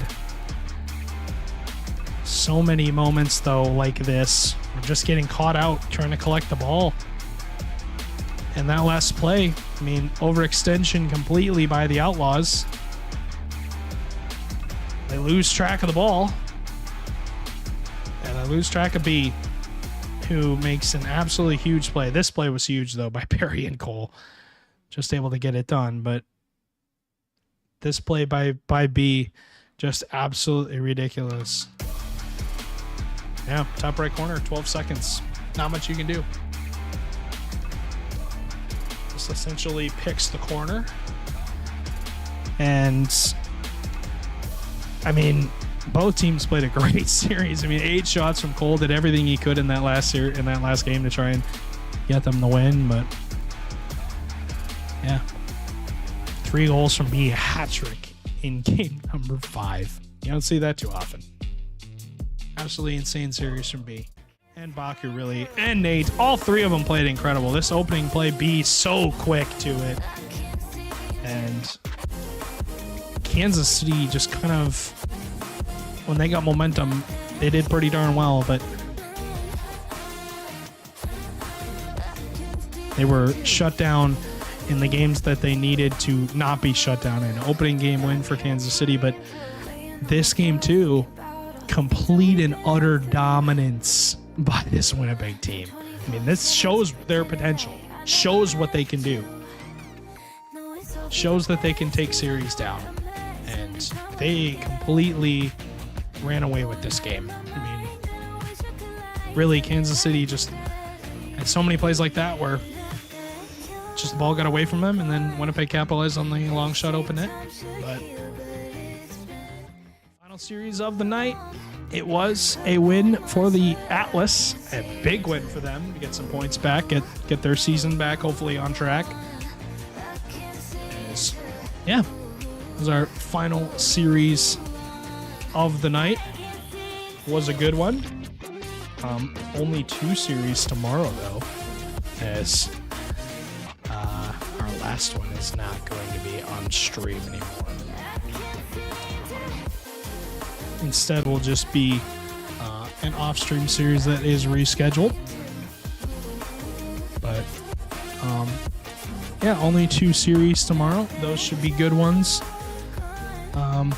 You've got, I'll show you in a second, the Lumberjacks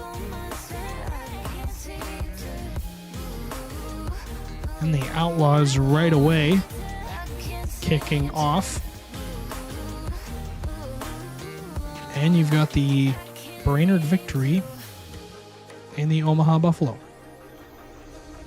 Teams that, I mean, obviously we've seen what Brainerd can do. Their new roster. Excited to see how their team fits together now that they've kind of made some adjustments. But yeah, match schedule for tomorrow. You've got the Lumberjacks taking on the Outlaws at 3 o'clock. You've got the Victory and the Buffalo at 3:45. Buffalo did not make a roster move in the trade window, even though maybe they should have. But they feel confident in their roster. They feel confident in their team. They think they can get wins, and sometimes that's all you need, right? As that might be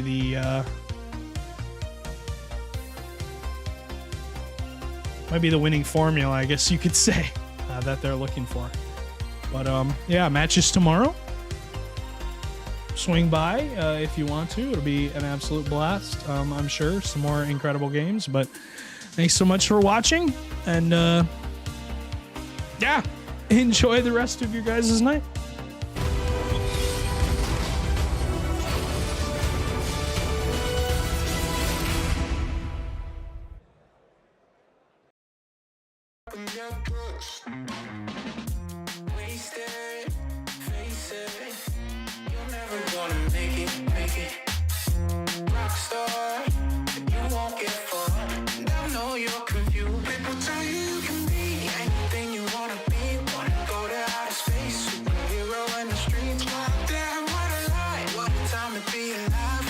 Survive.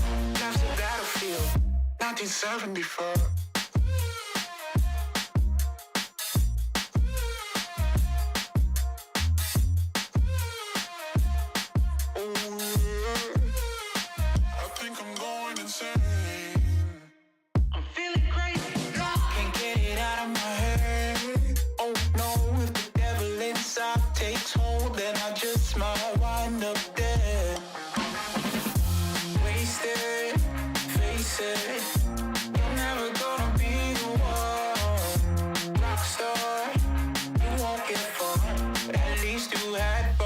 tell you you can be anything you wanna be, a king or a queen, as long as you got a dream. Oh no, it's a lie. They just wanna take your life, try to tell you it's a battlefield. People tell you you can be anything you wanna be, wanna go to outer space, superhero in the streets. My damn, what a lie, what a time to be alive. How have I survived? Life's a battlefield, 1974.